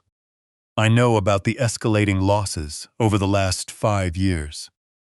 And above all, I know about the $3 million you owe to an aggressive East Coast syndicate. Travis stumbled backward as if he had taken a physical blow to the chest. The color drained from his face, leaving his skin a pale, ghostly gray. He stared at me with wide, terrified eyes, completely unable to grasp how the confused old man he had mocked all week had uncovered his darkest secrets. Natalie jumped up from the sofa. She looked at her husband in sheer panic, before immediately trying to detach herself from the wreckage. She turned toward me, holding her hands up defensively. Dad, you have to believe me, Natalie pleaded, her voice trembling with manufactured innocence. I had no idea it was this bad. I didn't know he owed $3 million to people like that. You have to help me get away from him. He is going to ruin us. I turned my attention to my only daughter. In that moment, the disappointment I felt was a bottomless void. I looked at the woman I had protected and supported from the day she was born, and all I felt was cold, unyielding detachment. "Save the performance, Natalie," I said, my voice completely devoid of warmth. "My investigators pulled every single record of your financial history. I know you co-signed those high-interest shadow loans. I know you used your anticipated inheritance and your position as my future beneficiaries to secure his gambling debts." Natalie froze, her mouth open, unable to spin a lie fast enough to cover the truth. "You are tied directly to that $3 million liability, just like he is," I told her plainly. "You ibis. You enabled his habits because you assumed my estate would always be there to absorb the fall. When the lenders come looking for their capital at the end of the month, they will come looking for you, too." Natalie let out a choked sob and collapsed back onto the sofa, burying her face in her hands.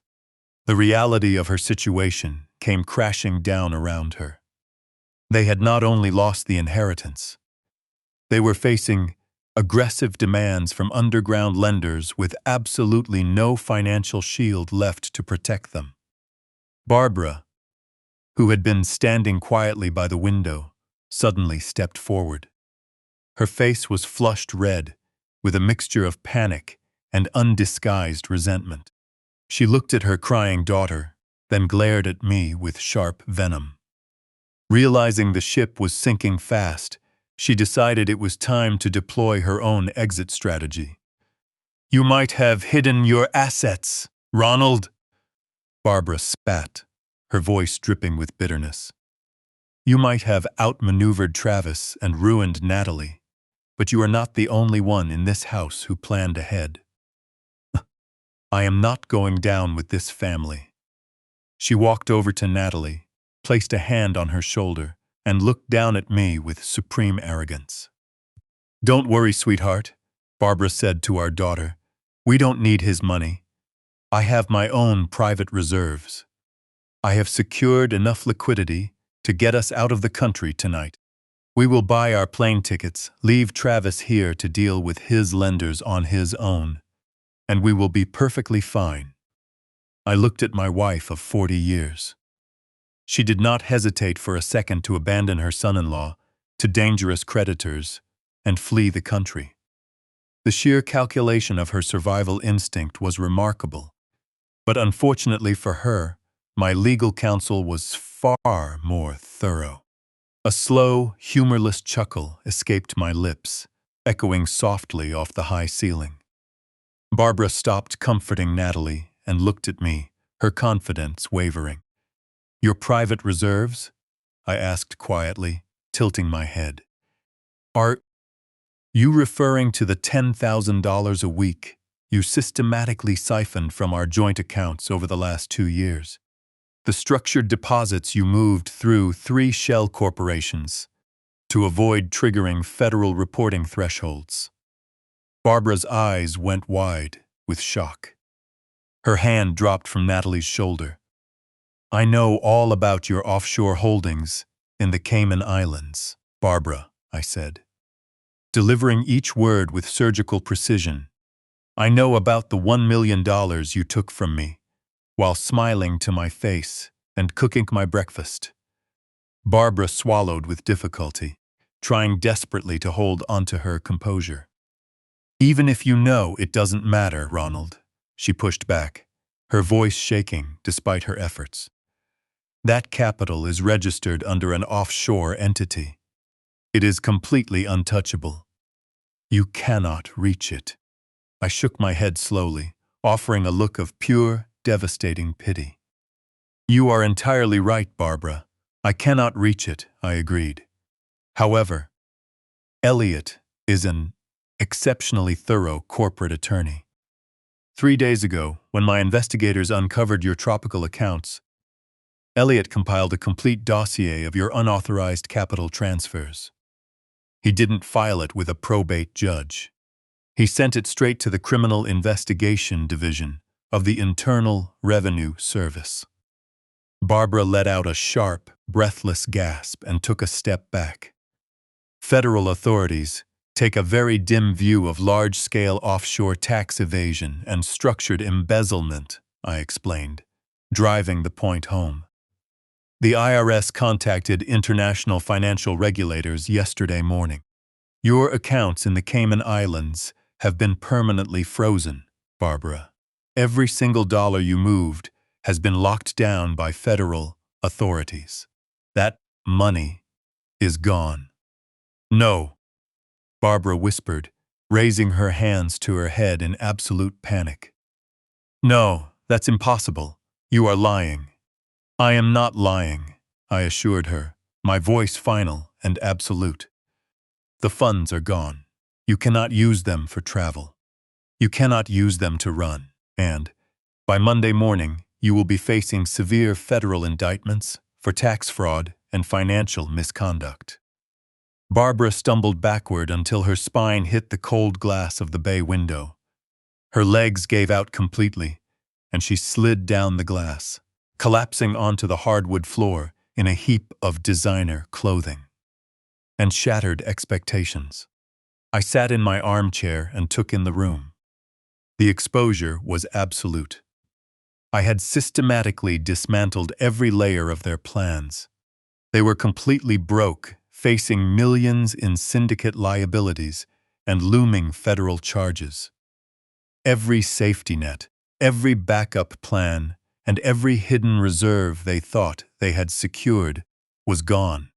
They sat in the living room, weeping and shaking, surrounded by the total ruin brought on by their own greed.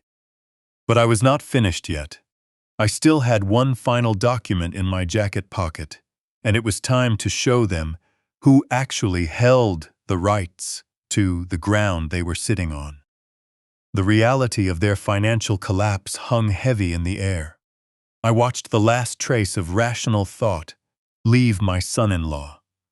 Travis realized that the $3 million debt was no longer a theoretical problem on paper. It was an immediate crisis. The lenders would be coming, and the vast fortune he expected to save him was gone. The terror in his eyes twisted into blind, desperate hostility. He let out a harsh, guttural sound that echoed off the ceiling and lunged across the coffee table, kicking the adipotable, taking the paperwork to the floor. His hands shot forward, grabbing the lapels of my tailored suit jacket. He pulled me forward, lifting my 70-year-old frame halfway out of the armchair. The smell of cold sweat and sheer panic rolled off him as he shook me violently, demanding to know how I could destroy his future. A younger man might have fought back. A weaker man might have begged. I did neither. I did not raise my hands. I did not blink. I did not flinch. I let my body stay completely relaxed, forcing him to hold my weight, and looked straight into his bloodshot eyes with absolute, unyielding calm. My lack of fear unnerved him. When he realized that physical intimidation had no effect on a man who had already won the legal battle, his grip faltered. I reached into the inner pocket of my jacket one last time, brushed my fingers against the final folded document, drew it out, and let it drop onto his tailored gray suit. The paper slid down his chest and landed face up on the rug between his leather shoes. "Read it, Travis," I whispered, my voice completely level. "Read the final piece of the puzzle." Travis let go of my jacket. I settled back into my chair and straightened my lapels. He looked down at the paper, slowly reached down, and picked it up. His hands shook so violently that the page rattled in the quiet room. It was not a bank statement. It was a formal legal instrument bearing the official stamp of the county court. A 30-day notice to vacate. Travis read the words. His mind struggling to process what was in front of him. He looked up at me, his face twisted in confusion, stammering that this was his family's residence and that I had no legal right to remove them. He claimed my name was on the deed, and that he held marital protections through my daughter. I offered a cold smile. I told him that under standard circumstances, he might have an argument, but I personally could not remove him from the home because I no longer owned the property. I explained that I had finalized the paperwork with my legal team earlier in the week, legally conveying this entire suburban estate to an anonymous corporate holding entity in a private transaction. That corporate entity had assumed full control of the title and tax obligations immediately. As of Tuesday morning, none of us held legal ownership of this house. We were merely occupants, and the corporate landlord had issued a formal termination of occupancy. I told him that the document in his hands was an official notice to vacate, and that the new owners required the property cleared immediately. Natalie made a sound that hardly seemed human, a hollow, ragged gasp that tore from her chest. She looked around the living room, taking in the artwork, the fireplace, and the towering windows. The reality hit her with full force. She had lost the inheritance, and now she had lost her sanctuary. She realized that the father she had written off as a declining burden had completely outmaneuvered them with total corporate precision. I had not just cleared my accounts, I had transferred the title to the very roof over her head. She dropped to the floor, oblivious to the rain beating against the glass, sobbing with her face in her hands as her entire future collapsed. She was married to a man facing catastrophic debts, and she was completely destitute and without a home. Travis looked from his weeping wife back to me, the total weight of his ruin finally sinking in. There were no cards left to play, no accounts to drain, no falsified medical documents to save him. The ground beneath his feet had been systematically cleared away, leaving him with nowhere to turn and no resources to hide behind. A cornered person remains dangerous. Travis crumpled the notice in his fist, his fear hardening into a dark, spiteful malice. Realizing his own ruin was guaranteed, he decided to pull me down with him, determined that if he was going down, I would not get to walk away clean. "You think you won?" Travis spat, his voice laced with pure spite. "You think you can just walk away and leave us with nothing?" He pointed a trembling finger at my chest, reminding me of the 2 pounds of illicit narcotics sitting in the local precinct evidence room. He told me the police still considered me the prime suspect in an active distribution ring. A desperate sneer crossed his face as he threatened to dial 911 right now, reach Detective Carter, and claim he had discovered the rest of the illicit supply inside my house, fabricating a story that would force an immediate arrest. He vowed to testify against me in federal court, swearing he would cooperate with prosecutors to paint me as the mastermind who used his logistics firm to move contraband. He stepped closer, his eyes wild, promising that if his life was ruined over his syndicate debts, he would ensure I spent the rest of my days in a federal cell. He pulled his phone from his pocket, his thumb hovering over the emergency dial, option ready to trigger mutual destruction. I sat in my chair, watching him bring up the keypad, feeling no panic and no urge to stop him. Let him make the call, I thought. Let him invite law enforcement into this house. He believed he was initiating my ruin, unaware that he was simply striking a match in a room that was already fully prepared. I looked at the crumpled notice in his hand, and the fraudulent medical forms scattered across the floor. This was the culmination of their unchecked greed. They had tried to strip away my independence and erase my life's work, and now all they had left were frantic threats in a home they no longer owned. He had no idea that his final threat was the exact outcome I had been waiting for all along. Travis stood in the center of the room, his hand shaking as his thumb hovered over the screen, breathing heavily as sweat rolled down his pale face. He looked at me with manic desperation, promising to contact emergency dispatch and drag me into the legal system alongside him, waiting for me to panic and plead for terms. I did nothing. I remained seated, hands resting calmly in my lap, looking at him with steady focus. I wanted him to make that call. I wanted the authorities inside this house. Natalie continued to sob on the floor, curled up in complete despair, unable to cope with the loss of her lifestyle and home. But when Barbara saw Travis raise the phone and threaten to bring in local police, a distorted spark of hope returned to her eyes. She pulled herself up from the floor, straightened her designer dress, wiped her smeared makeup, and looked between Travis and me. Her panic rapidly shifted back into toxic confidence, genuinely believing this last desperate move could somehow undo the damage and give them control over my estate. "Call them, Travis," she urged, her voice sharp over the rumble of thunder. "Call Detective Carter right now. Tell him Ronald has the rest of the contraband hidden in his study. Tell him Ronald threatened us when we confronted him. I will back up every word you say.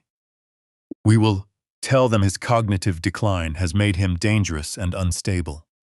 They will take him out of here tonight." I listened to my wife weave another calculated lie without hesitation.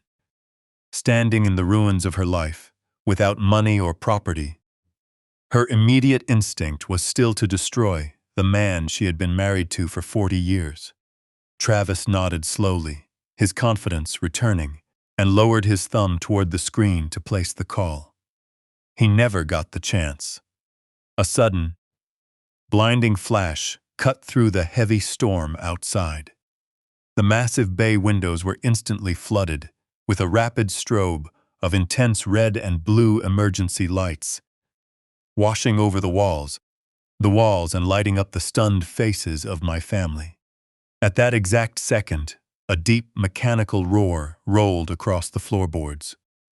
It was not thunder. It was the sound of heavy tactical vehicles pulling onto the property. Tires screeched against the wet driveway, and heavy suspensions groaned as transport units pushed across the hedges and tore over the front lawn. Multiple vehicle doors slammed shut in rapid succession through the storm. Heavy tactical boots hit the concrete walkway in synchronized cadence, shaking the entire foundation of the house. Travis slowly lowered his phone, his hand trembling so badly that he nearly dropped it onto the rug. The smirk vanished from his face completely as he stared at the front windows, his mouth hanging open in shock, unable to understand how law enforcement had arrived before he had even dialed a single number bar. Barbara walked toward the glass, looking out at the flashing lights, illuminating the yard. Instead of showing fear, she threw her head back and let out a manic, hysterical laugh that filled the room with tense energy. She turned around and pointed directly at my chest. "They are already here, Ronald," she laughed, her voice bordering on complete madness. "Detective Carter must have returned with a warrant for that delivery. Your game is over. You thought you were so clever hiding your money and selling this house. You thought you could walk away and leave us with nothing, but you are the one going into custody tonight. You are the one who will answer for this, and I am going to watch them place the cuffs on your wrists." I offered no response. I turned my head toward the small side table next to my armchair, where a crystal glass of ice water sat on a coaster, condensation running down the sides. I reached out with a steady hand, lifted the glass, and took a slow, deliberate sip. The water was crisp and cold. I swallowed quietly, enjoying the deep sense of calm settling in my chest. I set the glass back down with a soft click. "You are right about one thing, Barbara," I said, my voice carrying total tranquility. "The game is officially over." A commanding voice projected through a tactical loudspeaker echoed from the front porch, cutting through the howling wind and pouring rain, ordering everyone inside the residence to step away from the entrance and keep their hands visible. Travis's phone finally slipped from his grip, hitting the hardwood floor with a sharp crack. Natalie crawled backward across the floor until her back hit the base of the sofa, covering her ears and screaming in pure terror. Then came the breach. A heavy battering ram struck the center of the front door with massive force, shaking the entire wall. The deadbolt Travis had secured an hour earlier snapped instantly. The heavy wood fractured down the middle, followed by a second devastating strike that tore the steel hinges clean out of the frame. The front door burst inward, sending splintered wood across the entryway floor. The entry was immediate and overwhelming. More than a dozen tactical operators moved into the foyer and spread across the living room with disciplined military precision, wearing dark tactical gear and helmets. High-powered weapon-mounted lights cut through the dim room, sweeping every corner as overlapping commands ordered everyone to the ground. The volume and authority of their presence completely stunned my family. Travis stood frozen in the center of the room, hands raised weakly in the air, his eyes wide with unspeakable fear, as he stared at the personnel surrounding him. He looked at the bold yellow lettering across their tactical vests. It did not say local police. It did not say county sheriff. It read DEA. The Drug Enforcement Administration had arrived to close the ledger. The presence of federal agents filled the living room as wind and cold rain swept through the shattered doorway, soaking the rug and leaving muddy boot prints across the polished hardwood. The lead agent stepped forward through the scene. He was a broad-shouldered man with a stern expression, completely bypassing my chair, as if I were just another piece of furniture. His focus locked entirely on my son-in-law. Travis tried to take a step back, but his legs refused to move. He was trapped in the center of the room, with nowhere left to run. The lead agent moved in, grabbed Travis by the lapels of his suit, and firmly turned him toward the stone mantel of the fireplace, securing his hands behind his back. The sharp, metallic snap of steel handcuffs, locking around his wrists, echoed clearly over the commotion and the thunder outside. The agent leaned in close, reciting the federal charges with absolute authority. He informed Travis that he was under arrest for grand larceny, involving controlled medical substances, followed by severe federal counts of possession with intent to distribute, commercial espionage, and forgery. The agent stated the exact date and timestamp when Travis bypassed the security cage at the medical logistics facility, alongside the precise weight of the contraband seized from the local precinct evidence room earlier in the week. There was zero room for denial or debate. The federal authorities possessed every single piece of the case I had anonymously delivered to them.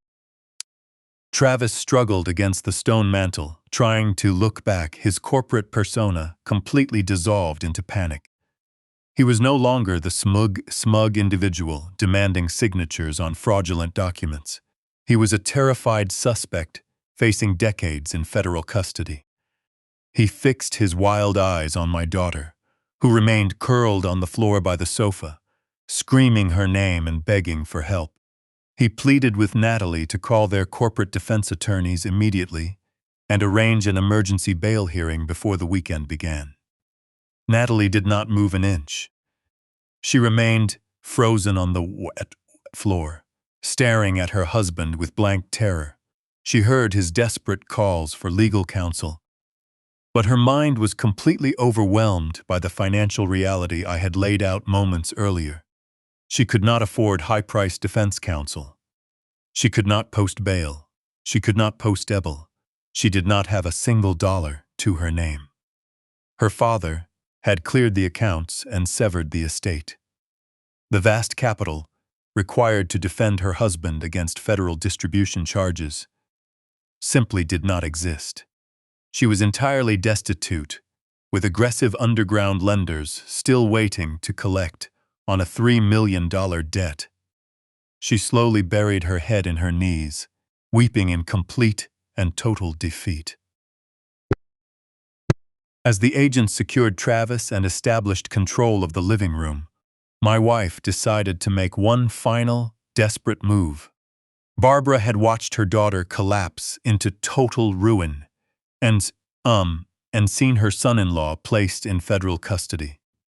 She understood that her carefully constructed life of luxury had completely and permanently fallen apart. Barbara slowly backed away from the tall bay windows, keeping to the deep shadows near the dining room entryway. She assumed the narcotics agents were entirely consumed with Travis and his immediate charges, thinking she could simply slip out through the kitchen, disappear into the heavy storm, and figure out a way to access her offshore capital from a safe distance.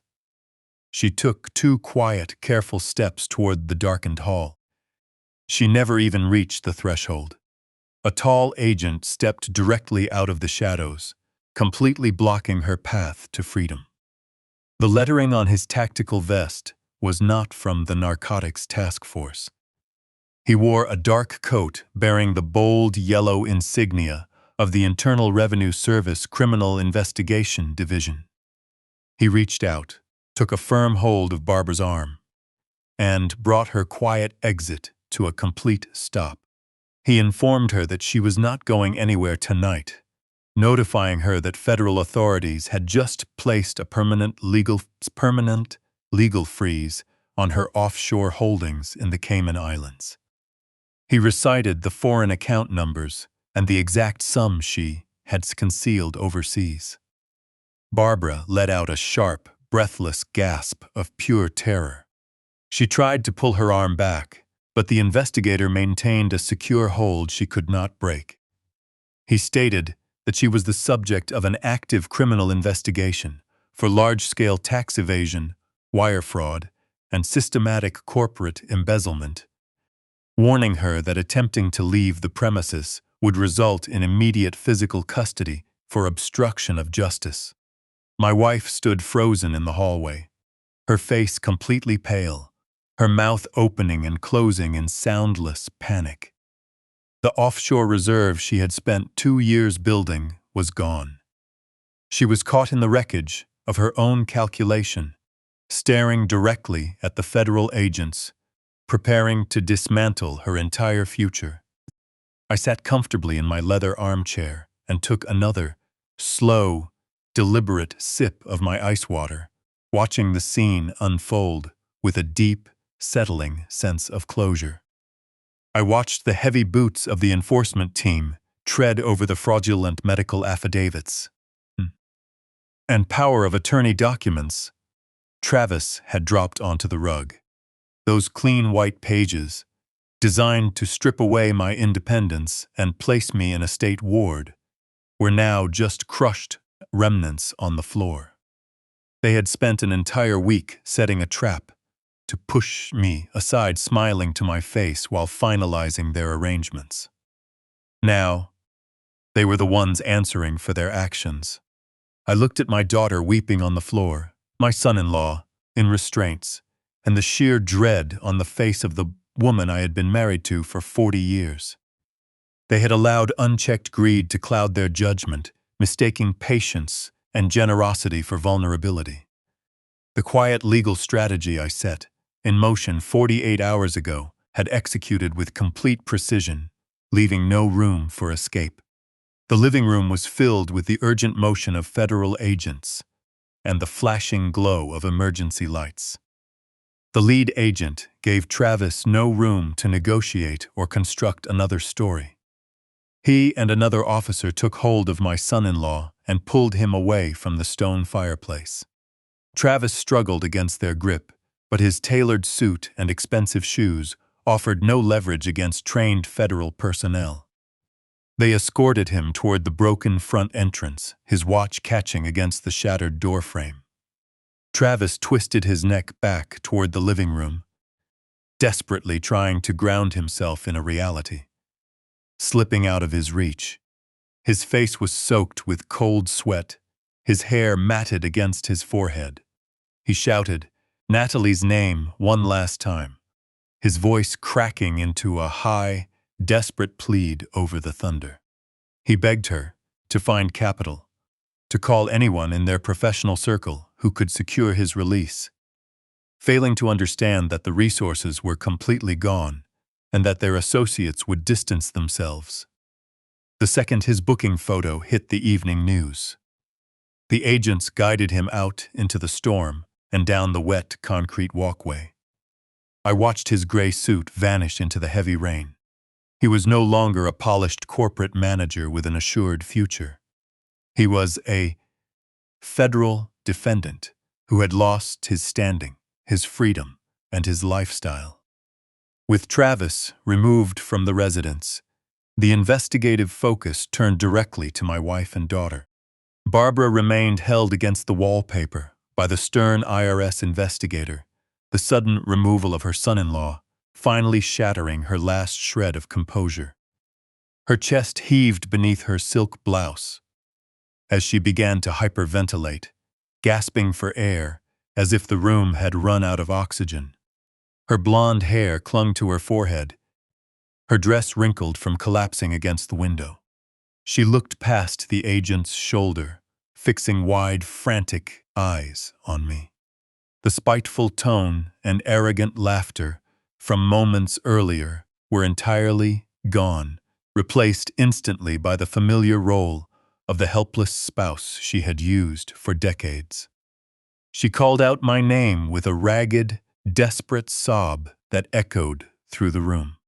She begged me to tell the agents that this was all a massive misunderstanding, pleading with me to call Elliot and use my resources and corporate influence to halt the proceedings. She reminded me of the 40 years we spent building our household, bringing up the commitments we made at the altar, and the life we created together, promising that if I simply turned the authorities away, we could resolve the entire situation privately. I listened to the woman I had supported for 4 decades plead for intervention while a federal agent held her arm. A week ago, hearing that level of distress in her voice would have shattered me, and I would have moved mountains and cleared difficulty. But tonight, sitting in my chair, I felt entirely to be detached. But tonight, sant off yet for situ years, the blind loyalty I had carried for 40 years, had completely dazzled by the weight of her deceit. Looking at her tears, all I saw was the calculated mindset of someone who had actively planned to have me committed to take my life's work and flee overseas. I stood up slowly from my seat. My joints carried a slight ache from the cold draft entering through the broken doorway. But my posture was tall and firm, with absolute authority. Natalie remained on the damp floor beside the sofa, trembling as the mist blew in through the open entrance. She looked up with red, swollen eyes, hoping her father would yield to her mother's desperate pleas, waiting for the forgiving patriarch to step in and save them from the reality of their own choices. I offered neither of them a word of comfort. I turned my back on my weeping wife and shaken daughter, walking steadily toward the front foyer. I stepped carefully around the splintered wood and damaged brass hardware left behind from the door frame. The federal agent stepped aside respectfully to let me pass. Recognizing the source who had handed them an airtight case on a silver platter, I walked to the hall closet near the entrance, opened the heavy door, and reached into the dark corner beneath the coats. I pulled out a small black canvas duffel bag, packed quietly that morning while Barbara was away at the tennis club. It contained a few simple changes of clothes, my essential daily medication, and the new banking credentials Elliot had established for my personal affairs. It was a remarkably small amount of property for a man who had built a multi-million-dollar real estate firm, but holding that bag against my side, I knew it was all I needed to make a clean start. I turned around and faced the ruined living room one last time. The emergency lights continued to cast sharp blue and red patterns across the walls, illuminating the total collapse of my family's plans. Barbara was still weeping, offering weak resistance as the investigator read her rights. Natalie stared blankly at the canvas bag on my shoulder, finally processing the undeniable truth that I was walking away and leaving them to face the consequences of their own actions alone. Barbara choked back a sob and asked where I was going, demanding to know what she was supposed to do without assets, offshore reserves, or a residence, begging me not to leave them to the federal legal system.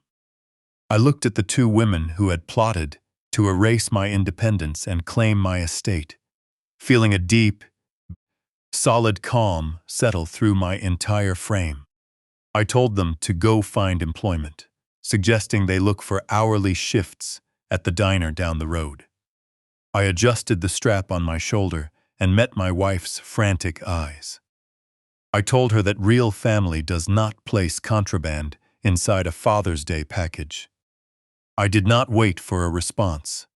I had no desire to hear another rehearsed excuse or accept hollow apologies driven entirely by the panic of being held accountable. The window for conversation was permanently closed. I turned and walked through the broken doorway into the stormy night.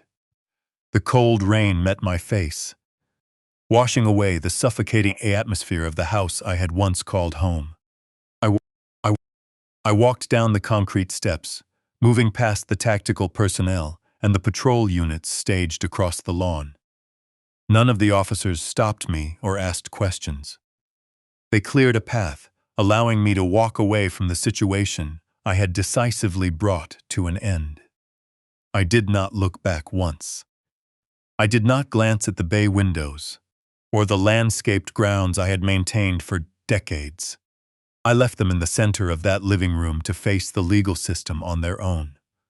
The crisis they had engineered for me had become their own inescapable reality. I stepped off the porch and onto the wet pavement of the driveway. The heavy summer storm was finally beginning to break, the downpour tapering into a steady, cold drizzle. The wind settled, leaving a low mist hanging over the grass as the flashing red and blue lights painted the street in sharp colors. I walked past the transport units and unmarked vehicles, watching personnel secure the perimeter with practiced discipline. To them, I was just a civilian leaving the scene. To me, walking down that driveway was the final step out of a 40-year illusion. I paused at the edge of the property where the iron gates met the sidewalk and looked back at the estate one last time. It was an expansive structure of stone and glass. I had spent countless hours reviewing its blueprints, paying for every brick and every square foot of flooring, intending it to be a lasting sanctuary for my wife and daughter. Looking at it now under the emergency lights, I recognized my fundamental mistake. By shielding them from every difficulty and providing complete luxury, I had not built a sanctuary. I had cultivated an environment of entitlement that eventually turned against me. The house was no longer a home. It was just a building filled with expensive furnishings and compromised integrity. Standing in the cool night air, I took a moment of complete stillness. I looked inward, expecting to feel a surge of triumph. But there was no celebration in my chest. Dismantling the standing of people you supported for 40 years is not a victory to celebrate. It is a deep tragedy, marking the end of an ideal you spent a lifetime trying to preserve. I felt a lingering grief for the daughter Natalie used to be, and the partner I once believed Barbara was. Yet beneath that sorrow, a stronger sense of resolution took hold. I felt genuine peace. It was the grounded peace of a man who had reclaimed his absolute autonomy. Over the past week, I had been forced to act the part of a vulnerable, confused elder, enduring condescending remarks from my son-in-law and false sympathy from my wife. I had allowed them to underestimate me so I could bring their plans to light. That performance was over. I no longer needed to lower my gaze or carry myself with hesitation. I took a deep breath of the rain-washed air, feeling my full strength and resolve return. I was Ronald Caldwell. I had built commercial enterprises from the ground up, defended my interests in high-stakes arenas, and drawn a line to protect my independence with absolute precision. I had proven that age is not a synonym for weakness. I turned away from the flashing lights and started down the quiet street. The neighborhood had fallen silent, save for the distant static of radios. The streetlights cast long, warm reflections across the wet asphalt. I walked for 2 blocks, letting the steady rhythm of my steps keep me grounded, listening to the quiet sound of my shoes on the pavement and feeling the damp breeze against my skin. The strain of the framed package, the pressure of the compromised medical appointment, and the weight of the final confrontation washed away into the storm drains. I was walking under an open sky as a completely free man.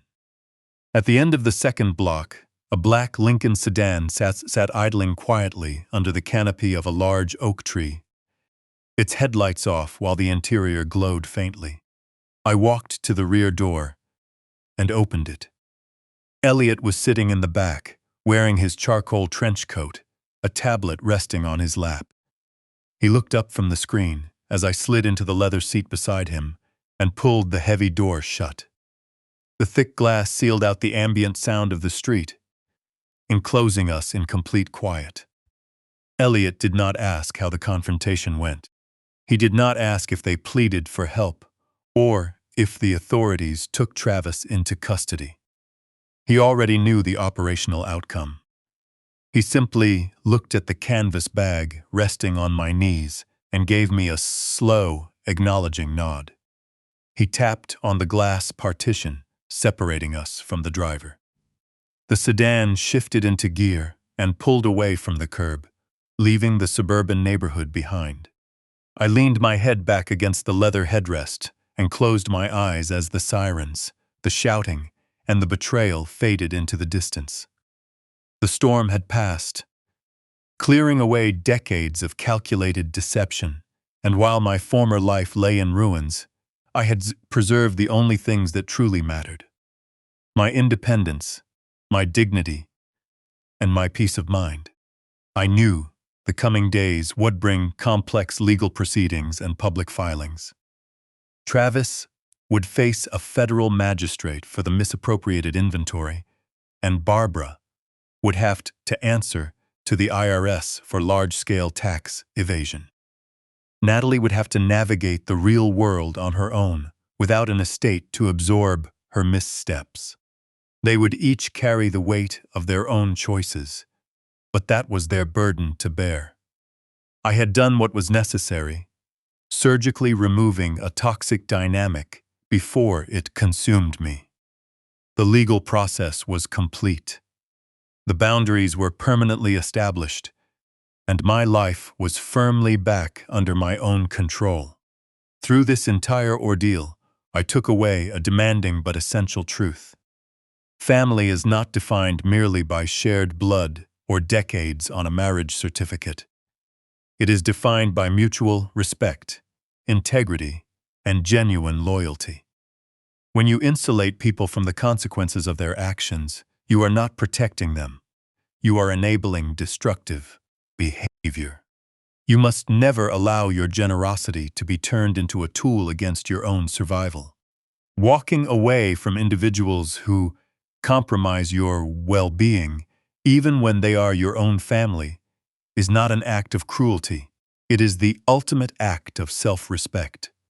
It is the ultimate act of self-respect. If this story resonated with you, share your thoughts in the comments below. Be sure to like the video and subscribe to the channel for more stories on finding the resolve to stand your ground and demanding the respect you truly deserve.